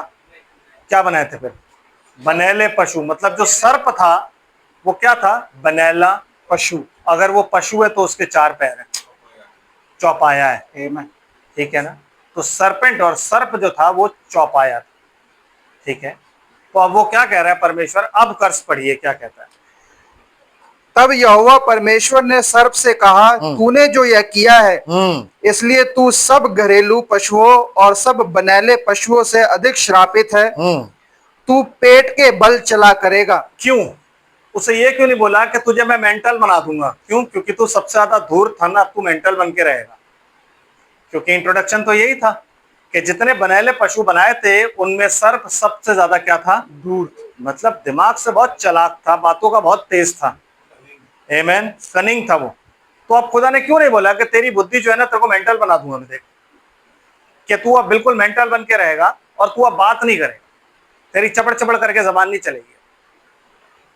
उसने उसको यूं क्यों बोला कि तू अब पेट के बल, मतलब उसकी पूरी की पूरी धजा तो थी, वो बिगाड़ के उसको सांप क्यों बनाया? चलो कोई बात, सोचो, आगे पढ़ो भाई। तू पेट के बल चला करेगा और जीवन भर मिट्टी चाटता रहेगा। यस, जो कि सांप करता है, मिट्टी चाटता है ना सांप, जबान बाहर निकालता रहता है, मिट्टी चाटता है, फिर वही वही तो करता रहेगा। ठीक है, इतना समझ आ गया? सोचो इसको कि क्यों खुदा ने ऐसे किया, फिर आगे चलते हैं। और मैं तेरे और इस स्त्री के बीच में, हाँ, और तेरे और स्त्री के बीच में, बीच में, और तेरे वंश। ब्रदर ये बाइबल की ट्रांसलेशन गलत है एब्सोल्युटली। इंग्लिश क्या कह रही है माय भाई? 15th verse. 15th verse. And I will put enmity between thee and, and the woman. मुझे एक बात बताओ, उसने यूं क्यों बोला कि मैं तेरे और इस सांप के बीच में बैर उत्पन्न करूंगा?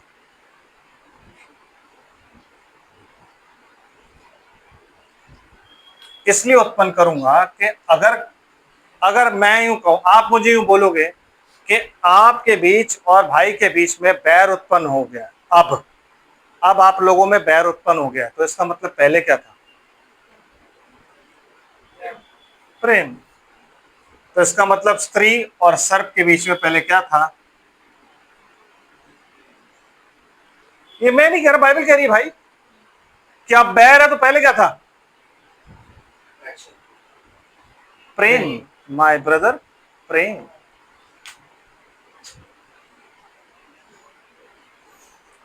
था कि नहीं था? हैं? बिना प्रेम के थोड़ी ना कुछ काम हो जाता है मेरे भाई। जब तक प्रेम नहीं होगा कोई काम नहीं हो सकता। स्त्री जितना मर्जी कह ले मुझे मैं खा लिया, नो। एंड फिर स्त्री, फिर नहीं, फिर सांप से क्या बोला? तेरे और मैं तेरे और स्त्री के बीच में, हाँ, और तेरे वंश। और तेरा वंश मतलब किसका वंश?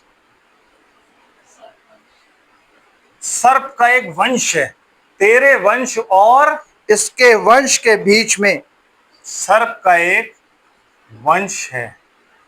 क्या करूंगा मैं? इसके वंश के बीच में किसके बैर बीच? उत्पन्न करूंगा। स्त्री का कौन सा वंश आ गया? और सर्प का वंश कौन था? वो कहां से है?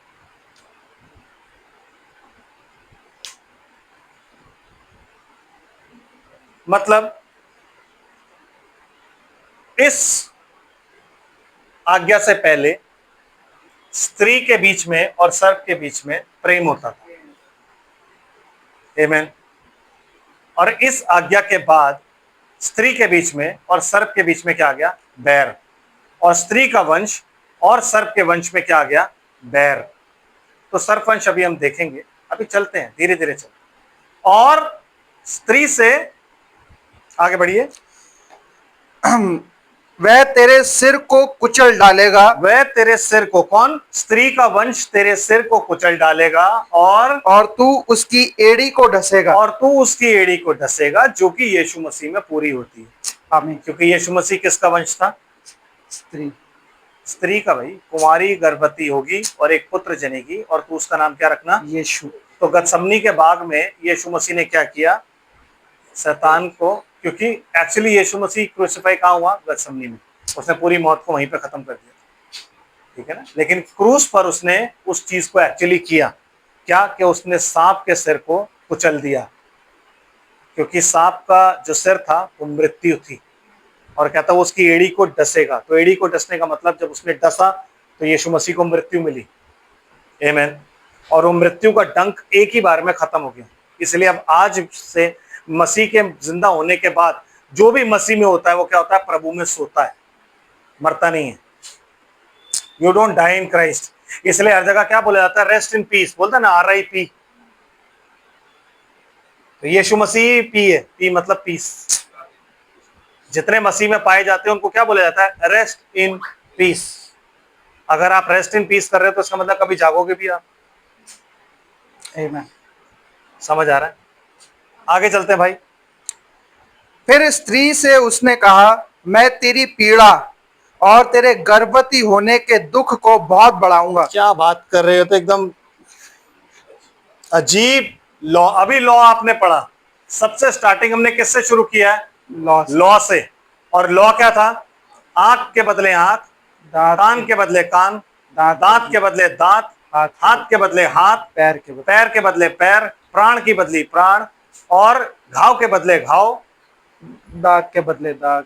ब्रदर थे यहाँ पे जब हमने पढ़ा था? ब्रदर थे? व्यवस्था जब पढ़ी थी आप थे ना? तो ये खुदा का लॉ है। अब अगली ने मुंह से खाया है तो उसकी सजा गर्भ को क्यों मिल रही है? मुंह को मिलनी चाहिए, है कि नहीं? मुंह को मिलनी चाहिए सजा, कि मैं तेरे मुंह में से दांतों को निकाल दूंगा, या मैं तेरी जबान यूं कर दूंगा, या तू अब चबा नहीं पाएगी, अब तुझे जूस ही पीना पड़ेगा, अब तू एप्पल जूस पिया पड़ेगी, अब कभी तू एप्पल खा नहीं पाएगी, तू एप्पल खा के तूने, ठीक है, तो जूस पिएगी। पढ़ो क्या लिखा है ब्रदर। स्त्री से उसने क्या कहा? फिर स्त्री से उसने कहा, मैं तेरी पीड़ा और तेरे गर्भवती होने के दुख को बहुत बढ़ाऊंगा। मतलब कंसेप्शन, तेरी पीड़ा को मैं बढ़ाऊंगा। कंसेप्शन नहीं ब्रदर, कंसेप्शन मतलब होता है पीरियड्स। समझ रहे हैं? तो आज जो औरतों को दर्द होता है पीरियड्स में, या लड़कियों को दर्द होता है, वो क्यों होता है? इस कर्ज की वजह से। क्यों? पहले साल में एक बार होता था, जब हवा को बनाया था तो साल में एक बार होना था। कब? टाइम ऑफ लाइफ में। लेकिन अब हर महीने होता है। तो कहता मैं बहुत बढ़ाऊंगा, आई विल मल्टीप्लाई। मल्टीप्लाई तो लिखा है, I will multiply your sorrow and the conception. कि जब तू गर्भवती होगी तो पूरे टाइम जब औरत बेचारी प्रेग्नेंट होती है ना, तो आदमी तो ऐश काट रहा होता है, लेकिन औरत बेचारी परेशान रहती है। और आदमी की समझ नहीं आता कि औरतें परेशान क्यों हो रही है। कभी ये कुछ मांगती है, कभी कुछ कहती है, कभी कहती है मेरे से सोया नहीं जा रहा, कभी बैठ जाती है, कभी लेट जाती है, कभी कुछ। तो वो पूरे टाइम परेशान रहती है। तो कह रहा है मैं तेरे गर्भ धारण की पीड़ा को क्या करूंगा? और बढ़ाऊंगा, और तू दुख के साथ बच्चे जनेगी। क्यों ब्रदर? और खाया तो यहाँ से था, सजा यहाँ क्यों? तू पीड़ित होकर बालक उत्पन्न करेगी। क्यों? क्यों ब्रदर? हाथ के बदले हाथ, आंख के बदले आंख। तो खुदा खुद क्या अन्यायी परमेश्वर है जो वो ऐसा लॉ दे रहा है? क्या वो अन्यायी है? नहीं ब्रदर। इसलिए मैंने आपको क्या पढ़वाया? नीति वचन। आमीन। खाने का मतलब सिर्फ खाना नहीं होता, खाने का मतलब होता है फेलोशिप करना। खाने का मतलब होता है कि कोई भी सेक्सुअल काम जब आप करते हो ना, तो आप भागी होते हो खाने में। तो सर्प के साथ सर्प ने कोई सेब तोड़ के उसको नहीं दिया था कि तुम ये खा लो। आमीन। समझ रहे? सर्प ने क्या किया था उसके साथ? व्यभिचार। यस, व्यभिचार। आमीन। और जब उसने व्यभिचार किया तो जैसी उनकी आंखें खुली तो सबसे पहली चीज जो उनको क्या देख पड़ी, वो क्या थी? उनके पास पहले अपने उन अंगों की नॉलेज नहीं थी जो परमेश्वर ने उनको रिप्रोडक्शन के लिए दिए थे। ठीक है? वो अंग खुदा ने उनको क्यों दिए थे? For reproduction. और वो अंग बाद में किस चीज के लिए हो गए? For pleasure. तो उनकी आंखें खुल गई, और खुल के ही उन्होंने क्या देखा कि हम नंगे हैं।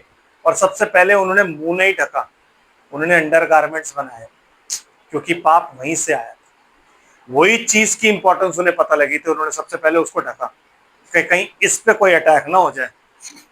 दोस्त, इन्हें ढको सबसे पहले, क्योंकि इनसे ही हमें सारी नॉलेज मिली है ना ब्रदर।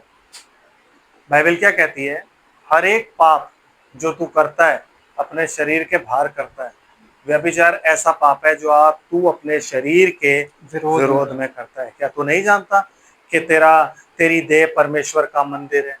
तो आपके सारे पाप जो होते हैं ना, वो बड़े इजीली क्षमा हो जाते हैं। लेकिन व्यभिचार एक ऐसा पाप है जो बहुत मुश्किल से क्षमा होता है। क्यों? क्योंकि आपने परमेश्वर के मंदिर के खिलाफ पाप किया। आमीन। इसीलिए परमेश्वर ने वहां पे क्या बोला? सर्प की तो उसने ध्वजा बिगाड़ दी। क्यों? क्योंकि अगर सर्प को वो वैसे ही छोड़ देता, वो नहीं करता, शैतान करवाता। तो इसलिए जब व्यवस्था आई, तो सुनिए क्या व्यवस्था में होता। ब्रदर पढ़िए जरा व्यवस्था की पुस्तक, निकालिए एक्सोडस चैप्टर 22 एंड वर्स 19। व्यवस्था, निर्गमन की पुस्तक 22 अध्याय 19 आयत। क्या लिखा है ब्रदर? जो कोई पशु गमन करे वह निश्चय मार डाला जाए। पशु गमन का मतलब जानते हो आप क्या होता है? चलो, क्या है? नहीं नहीं नहीं नहीं, इंग्लिश क्या कह रही है भाई? 19th वर्ष। नहीं Thou brother, shalt not suffer a witch to live. हाँ उससे नीचे वाला, उससे नीचे वाला सही पढ़ रहे हो, उससे नीचे वाला पढ़ना है। 19. Whoever lieth with the beast shall be surely put into death. Surely put into death, put into the lie with the, lie का मतलब होता है पशु के साथ सोना। पर स्त्री गमन क्या होता है? किसी दूसरे की पत्नी के साथ गलत काम करना, व्यभिचार करना, उसे बोलता है पर स्त्री गमन। पुरुषगामी कौन होता है? जो गेज होते हैं उनको बोलते हो आप पुरुषगामी। आमीन। समझ आ रहा है? तो पशुगामी कौन होगा? जो पशु के साथ गलत काम करे। तो खुदा क्या कह रहा है? विच, विच मतलब चुड़ैल। कहता है चुड़ैल को मत छोड़ना, हिंदी में लिखा हुआ है डायन। डायन को मत छोड़ना, डायन को मार देना। और डायन के साथ में लिखा हुआ है जो पशु गमन करे ना उसको मार देना। तो मतलब ये गुनाह इतना गंभीर था कि इसको डायन के साथ जोड़ा गया।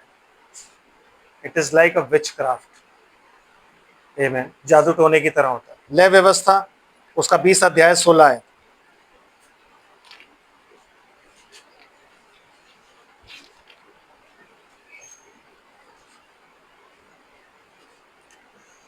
और यदि कोई स्त्री पशु के पास जाकर उसके संग कुकर्म करे उसके संग कुकर्म करे। यदि कोई स्त्री पशु के पास जाए और उसके संग कुकर्म करे, तो तू उस स्त्री और पशु दोनों को घात करना। यस, वे निश्चय मार डाले जाएं, वे निश्चय मार डाले जाएं। उनका खून उन्हीं के सिर पर पड़ेगा। कहां से आई है व्यवस्था और क्यों आई है व्यवस्था? इस बात को जोड़ने का मतलब क्या बनता था? क्योंकि इजरायली तो ये काम नहीं करते थे। चलो एक और प्रूफ आपको देते हैं। एक और प्रूफ ले लो। यशायाह नबी की पुस्तक निकालते हैं, उसका 65 अध्याय 23 आयत से पढ़िए। यशायाह नबी की पुस्तक उसका 65 अध्याय।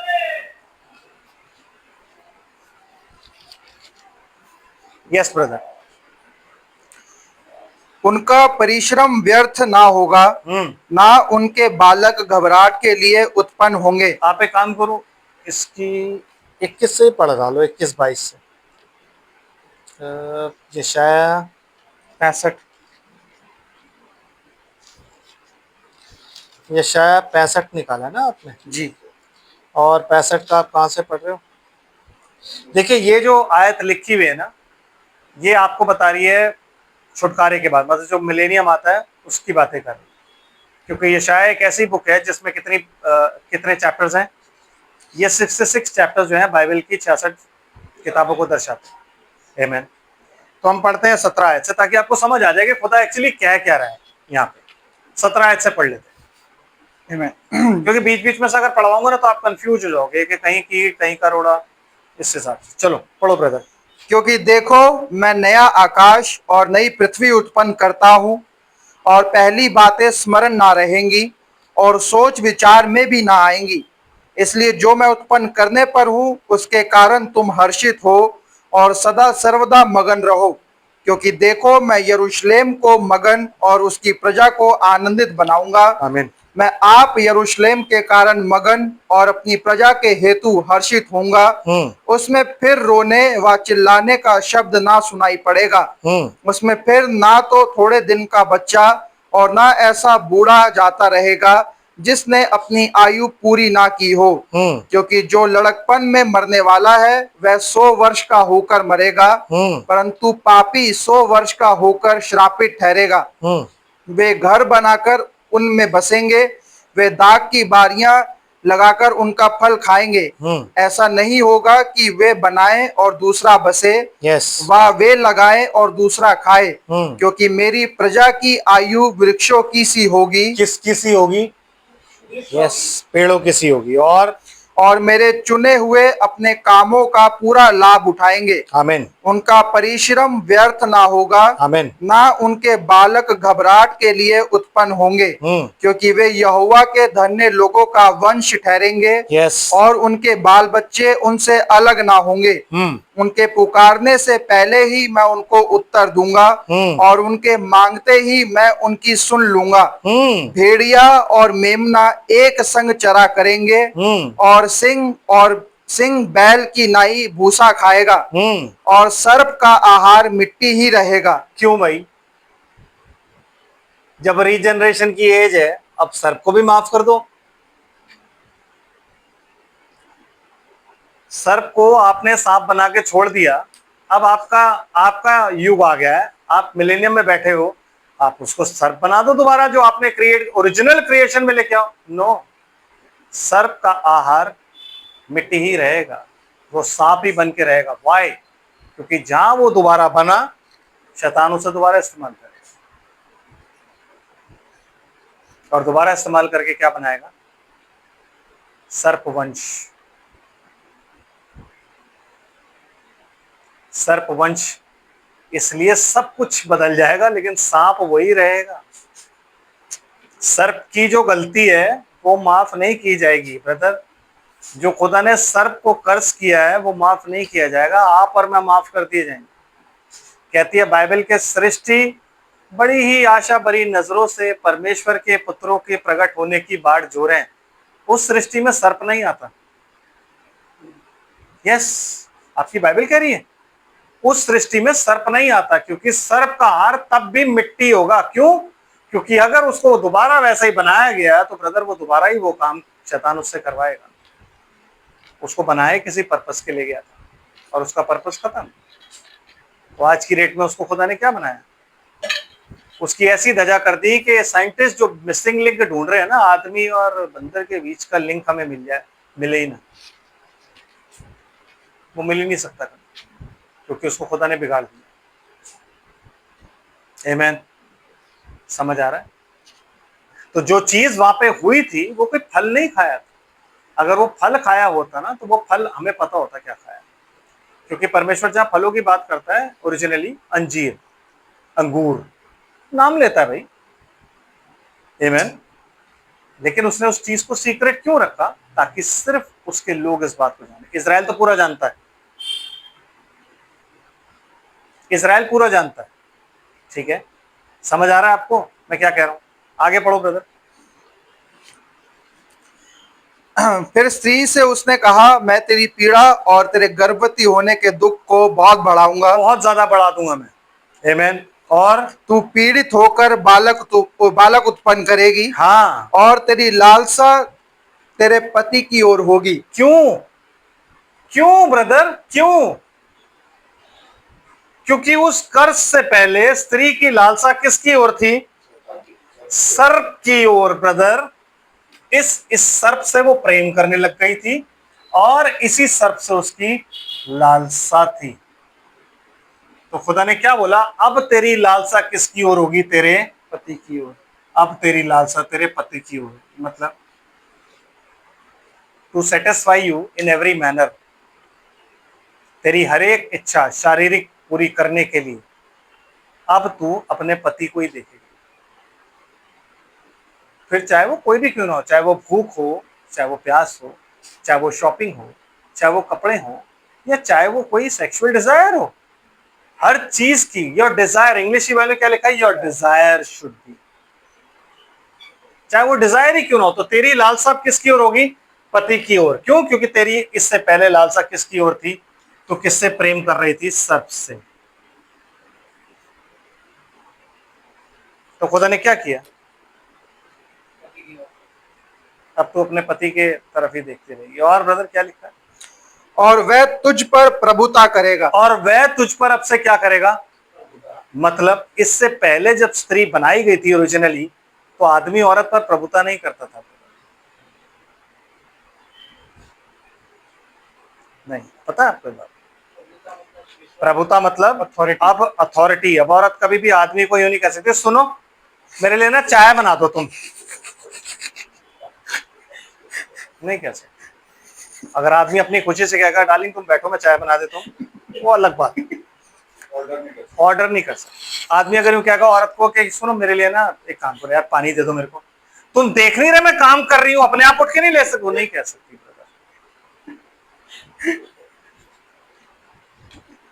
अगर औरत यूं कह दे कि सुनो आज मेरा ना मायके जाने का मन है, और आदमी कहते मैं नहीं जाना भाई, मेरा मन नहीं है, तो औरत मुंह सड़ा के नहीं बैठ सकती कि आज उसको मैं ऐसा जला हुआ और गंदा खाना खिलाऊंगी कि आज ये पनाह मांग जाए कि अगली बार मुझे रोके ही ना।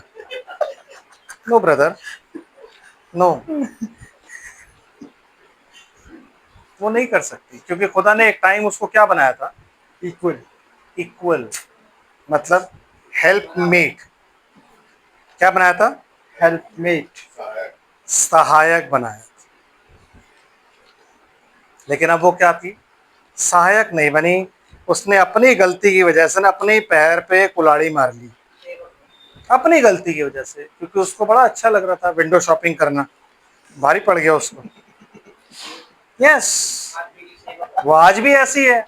उसको आंखों से देखी हुई जो चीज होती है, चाहे वो कितनी भी बुरी क्यों ना हो, आदमी 10 बार कह ले कि अच्छी नहीं, लेकिन जब एक बार उसको चीज पसंद आ गई ना, तो वो आपको पूरी मार्केट घुमा के उसी सूट को लेगी जो आपको पसंद नहीं आएगा, लेकिन उसको पसंद होगा,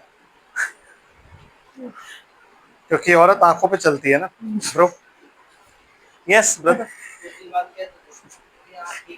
वो कुछ दिन बाद होता है। वो हवा ने भी बोला उसको कि आप ठीक ही कह रहे कि उस पेड़ का फल नहीं खाना, या फिर कोई और औरत कह दे बहन अच्छा नहीं लग रहा, तब उसे लगता है यार मेरा आदमी सही कह रहा था, तब मैं उसकी मान लेती तो मान ही लेती। चलो फिर कोई बात नहीं मानी, यार क्या कर सकते। आमीन। समझ रहे हैं? Amen. समझे कि नहीं आप? तो परमेश्वर ने जब बनाया था उनको तो बहुत अच्छा बनाया था, लेकिन अब जब परमेश्वर की उसने सृष्टि का, तो काम खराब हो गया। आमीन। Amen. यस। तो उसकी सारी लालसा किसकी ओर होगी अब? पति की ओर। अपने पति की ओर। अगर पति बोलेगा हाँ तो वो बोलेगी हाँ, अगर पति बोलेगा नहीं तो वो बोलेगी नहीं। इसलिए पौलुस कहता है कि हर एक स्त्री अपने अपने पति के, इसलिए पौलुस कहता है स्त्री पुरुष पर आज्ञा, क्योंकि ये कर्म कर चुकी है वो। इसलिए स्त्री, पौलुस कहता है स्त्री प्रचार नहीं कर सकती, क्योंकि वो प्रचार में हमेशा ऐड करेगी। ये छूने के लिए भी मना किया, इसलिए सारे काम स्त्री को नहीं करने। आमीन। समझ रहे हैं? स्त्री को अधीन ही रहना है। यही वजह है कि हमारे पूर्वजों के जो घर थे ना, वो सुखी होते थे, उनमें ब्लेसिंग्स होती थी। और यही वजह है कि हमारे घरों में ब्लेसिंग्स नहीं होती। क्यों? क्योंकि सॉरी, इक्वालिटी नहीं ब्रदर, इक्वालिटी से ज्यादा भी हो गया है कि वुमेन जो है वो ये सोचती है कि आदमी मेरा बेवकूफ है, because I am earning more. मैं पढ़ी लिखी हूँ, मैं ज्यादा कमा रही हूं, तो मेरे पास ज्यादा बुद्धि है और मेरा आदमी जो है वो बेवकूफ है। तो इन चीजों की वजह से ना हमारे घर में शांति सुख नहीं है। आमीन। क्योंकि हम आदमी को कैसे देखते हैं? आदमी को हम देखते हैं उसके कमाई से कि कितना पैसा कमा रहा है। और परमेश्वर कभी ये नहीं देखता। परमेश्वर तो ये देखता भाई तुमने शादी करी है ना, अब आदमी तुम्हारा सिर है, बात खत्म, उसकी मानो, उसकी मानो।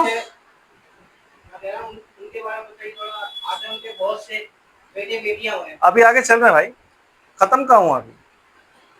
अभी मैसेज खत्म नहीं है। वो किसी भी बेटी का जिक्र नहीं आएगा आपके पास।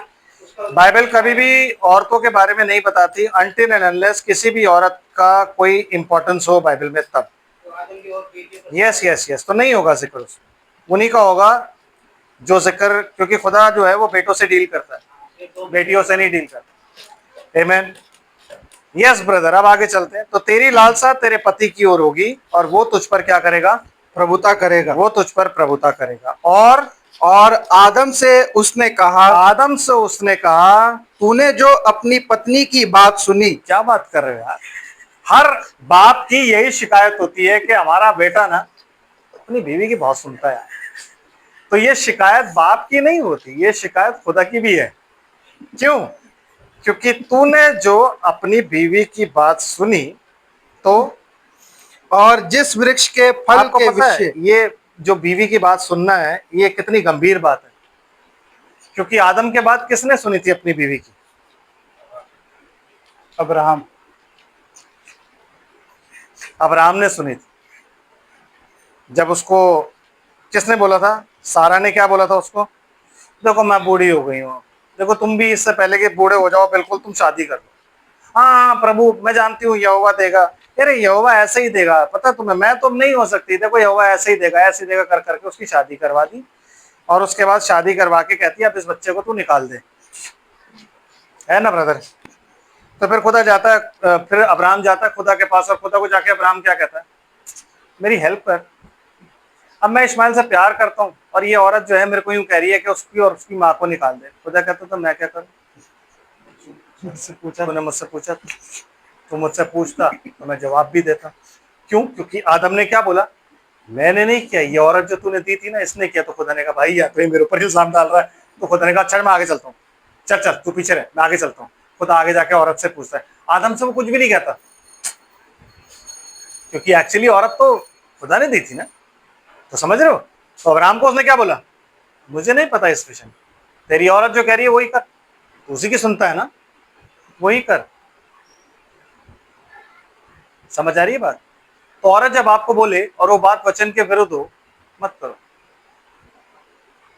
ऐसी बात नहीं है कि औरतें सारी बात आड़ी टेढ़ी ही करती हैं, अच्छी बातें भी करती हैं, लेकिन समझ आप में होनी चाहिए कि आपको कौन सी माननी है और कौन सी नहीं माननी। इसीलिए आपको खुदा ने आदमी बनाया, तो ये आपको पता होना चाहिए कि कौन सी बात माननी है और कौन सी। समझ आया?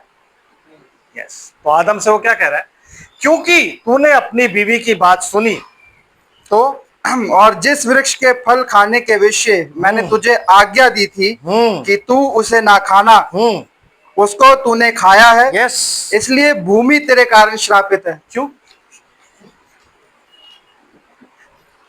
देख रहे हो, अन्यायी परमेश्वर के भूमि तेरे कारण श्रापित है। क्यों भाई?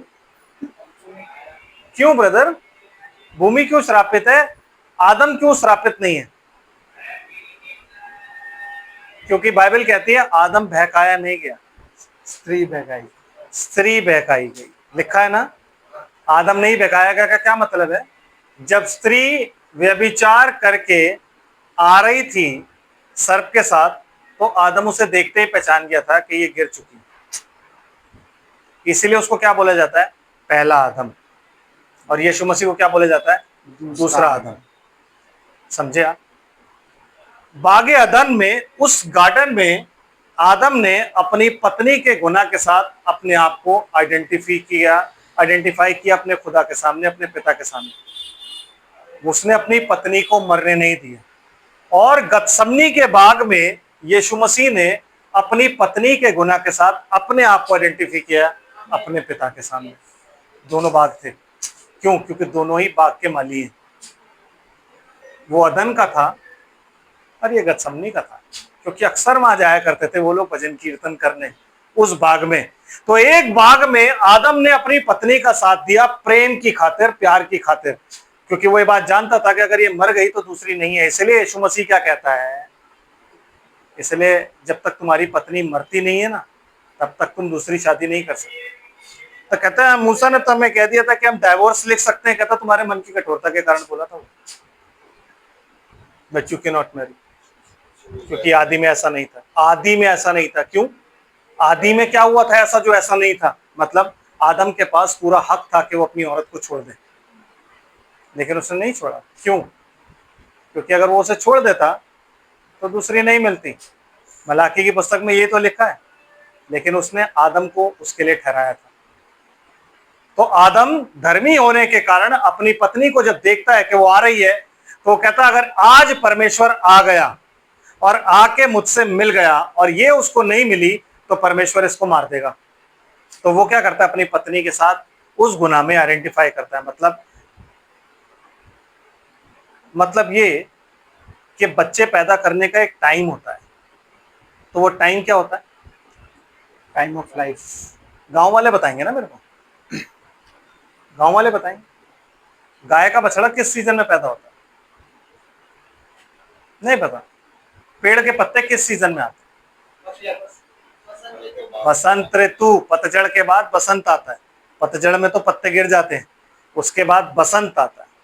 बसंत में, बसंत ऋतु जो है उसको क्या बोला जाता है? Time of life. उसी टाइम में पेड़ के पत्ते आते हैं, उसी टाइम में जानवरों के बच्चे होते हैं, उसी टाइम में भेड़ के बच्चे होते हैं। वही टाइम को बोला जाता है टाइम ऑफ लाइफ। और उसी टाइम में आदमी और औरत को भी बच्चे पैदा करने थे, क्योंकि इसाक कब पैदा हुआ था? हिंदी में जब आप पढ़ोगे तो लिखा हुआ है बसंत ऋतु में मैं आऊंगा और सारा के एक पुत्र उत्पन्न होगा। बसंत ऋतु में मतलब टाइम ऑफ लाइफ। शिमोन जो शिमशोन था बसंत ऋतु में पैदा हुआ, इसाक बसंत ऋतु में पैदा हुआ, यीशु मसीह बसंत ऋतु में पैदा हुआ। यस, दिसंबर में पैदा नहीं हुआ था वो, क्योंकि वो मेमना था, तो बसंत ऋतु में पैदा हुआ। इसलिए वो चरनी में पैदा हुआ। इसलिए नहीं कि जगह नहीं थी, मेमना था वो, चरनी में इसलिए पैदा हुआ। प्रोफेसी पूरी होनी थी। मेमना महलों में नहीं होता, मेमना चरनी में ही पैदा होता, इसलिए वो चरनी में पैदा हुआ। आमीन। समझ आ रहा है? यस, ये वजह। तो बसंत ऋतु में ही वो रिप्रोडक्शन का काम होना था, लेकिन ये बसंत ऋतु से पहले ही सर्प के पास चली गई। सर्प ने इसे बहका दिया। जब बहकाया और ये गिर गई और उन्होंने व्यभिचार किया, और जब ये आ रही थी तो बसंत ऋतु तक तो खुदा मार देता ना। तो फिर क्या हुआ? आदम ने उसके साथ जो पति पत्नी का रिश्ता होता है वो निभाया, जबकि वो जो थी वो क्या हो गई थी? व्यभिचारिणी। क्या हो गई थी वो? व्यभिचारिणी। तो उसके व्यभिचार में आदम भागी हो गया। तो जब वो भागी हुआ जानबूझ के भागी हुआ, प्यार की खातिर भागी हुआ, तो परमेश्वर ने उसको दंड नहीं दिया बेटा, क्योंकि आदम गिराया नहीं किया, आदम बहकाया नहीं किया, हवा बहकाया। आदम को सब जानता, आदम को तो मालूम था मैं क्या कर, यीशु मसीह को भी मालूम था मैं क्या कर रहा हूँ। यीशु मसीह बहकाया नहीं कि आप और मैं बहकाए जाते, लेकिन हमारे गुनाहों के साथ उस दिन उसने बाद में अपने आप को आइडेंटिफाई किया, गतसमनी के बाद में, जहाँ वो कहता है पिता हो सके तो ये कटोरे में याद से खा ले, पर मेरी नहीं की इच्छा पूरी हो। आमीन। उस दिन उसने ऐसा किया और उसी दिन उसी बाग में आदम ने ऐसा किया। इसलिए परमेश्वर क्या कहता है, तेरे कारण मिट्टी श्रापित है, क्योंकि परमेश्वर उसको कुछ भी नहीं कह सकता, क्योंकि औरत परमेश्वर ने दी थी, आदम ने नहीं मांगी थी, तो आदम बिल्कुल बेगुनाह, आदम को सब कुछ पता। इसलिए आदम के खाने के बाद पता लगा कि हम नंगे हैं। हवा ने जब गुनाह किया, क्या उसे पता लगा था कि नंगी हूं? या पहले तो उसी ने खाया था, पहले तो व्यभिचार उसने किया था, क्या उसे पता लगा मैं नंगी हूं? बाइबल नहीं कहती, बाइबल क्या कहती है, जब दोनों ने गुनाह किया तब आंखें खुली और पता लगा कि मैं तो हम नंगे हैं। आमीन। तू प्रभु यीशु मसीह पर विश्वास कर, जब तू और तेरा घराना दोनों उद्धार पाएंगे। आमीन। तो पाप की एंट्री हवा से नहीं, आदम से। इसलिए कहता है पहले आदम से मृत्यु आई, हवा से मृत्यु नहीं है। नो ब्रदर, पहले आदम से मृत्यु आई और दूसरे आदम से क्या आया, जीवन। तो जब आदम ने हवा के साथ काम किया तब उनकी आंखें खुल गई और उन्हें पता लग गया कि वो नंगे, मतलब उन्हें उन अंगों की इंपॉर्टेंस पता लग गई जो उन्होंने वसंत ऋतु में इस्तेमाल करा था एज अ रिप्रोडक्शन, और उनके कोई वो नहीं है। क्या लिखा हुआ खत्म करेंगे। तू उसकी इसलिए भूमि तेरे कारण श्रापित है, तू उसकी उपज जीवन भर दुख के साथ खाया करेगा। यस, क्योंकि अभी तक वो अभी तक वो क्या कर रहा था, अभी तक वो फल खा रहा था। तो फर्स्ट कैटेगरी जो उसको दी गई थी खाने की, उच्च कोटि का खाना क्या था, फल। और उसे क्या दिया जा रहा है, अनाज। अब अनाज दिया जा रहा है। तो मिट्टी खोदेगा और मिट्टी खोद के हल चलाएगा, हल चला के और अनाज उगाएगा, और अनाज जब उगाएगा तो क्या होगा, तो दुख के साथ। मतलब आप एक चीज नोटिस करके रखिएगा, कोई भी क्रिश्चियन किसी भी चर्च में जाके, कोई भी पादरी अगर आपको कहता है कि आप दुआ करो, आप इस चर्च में आओ और खुदा आपके दुख दूर कर देगा, आपके पास पैसे आ जाएंगे, आपके पास सॉरी आ जाएगी, कुछ नहीं है। क्योंकि क्या लिखा हुआ है, तू उसकी उपज जीवन भर दुख के साथ खाया करेगा। पूरा शुरू से। और आदम से उसने कहा, तूने जो अपनी पत्नी की बात सुनी और जिस वृक्ष के फल के विषय मैंने तुझे आज्ञा दी थी कि तू उसे ना खाना, उसको तूने खाया है, इसलिए भूमि तेरे कारण श्रापित है, तू उसकी उपज जीवन भर दुख के साथ खाया करेगा। मतलब आदम को क्या दिया खुदा ने, पसीना। क्या लिखा है? और वह तेरे लिए कांटे और ऊंट कटारे उगाएगी, और तू खेत की उपज खाएगा और अपने माथे के पसीने की रोटी खाया करेगा। क्या खाएगा? तो ये प्रॉस्पेरिटी प्रीचर क्या प्रीच कर रहे हैं?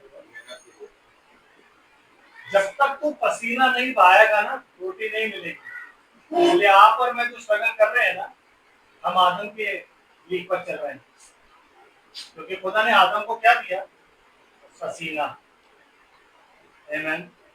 तो इसलिए जब आप सोचो ना कि मैं इस चर्च में जाऊंगा और वहां मुझे दौलत मिलेगी, और दौलत बढ़ रही है और लोग अमीर हो रहे हैं, घर बैठे एसी फलाना ढिमकाना, कोई मेहनत नहीं है, तो ब्रदर को शैतान बांट रहा है, क्योंकि उसने यीशु मसीह को बोला था कि पृथ्वी के सारे राज्य शोहरत तुझे दे दूंगा, मुझे धन्यवाद कर, और वचन ही लेकर के आया था।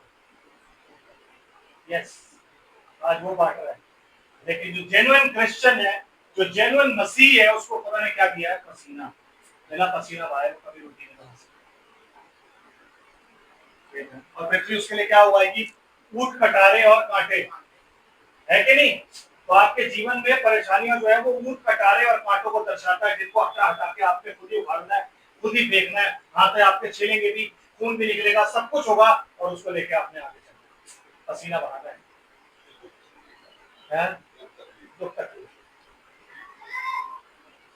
ये प्रोफेसी है। फिर क्या हुआ मेरे भाई, और अंत में मिट्टी में मिल जाएगा, क्योंकि तू उसी में से निकाला गया है। तू मिट्टी तो है और मिट्टी ही में फिर मिल जाएगा। Yes. और आदम ने अपनी पत्नी का नाम हव्वा रखा, क्योंकि जितने मनुष्य जीवित हैं उन सब की आदि माता वही हुई। तो उनका आदि पिता कौन था? कैसे? आदम नाम है। जब आप बाइबल पढ़ते हो, जैसे मैं इंग्लिश की बाइबल पढ़ता हूँ, तो उसमें जहाँ भी एडम लिखा हुआ है, एडम का मतलब होता है मैं। दम है। आदम, Amen. ठीक है। उत्पत्ति उसका एक अध्याय,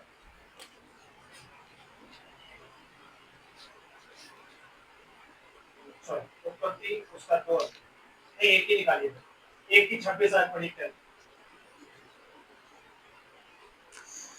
फिर परमेश्वर ने कहा, हम मनुष्य को अपने स्वरूप के अनुसार अपनी समानता में बनाएं, और वे समुद्र की मछलियों और आकाश के पक्षियों और घरेलू पशुओं और सारी पृथ्वी पर और सब रेंगने वाले जंतुओं पर जो पृथ्वी पर रेंगते हैं अधिकार रखें। तब परमेश्वर ने मनुष्य को अपने स्वरूप के अनुसार उत्पन्न किया, अपने ही स्वरूप के अनुसार परमेश्वर ने उसको उत्पन्न किया, नर और नारी करके उसने मनुष्य की सृष्टि की। किसकी? मनुष्य नर और की। नारी करते थे।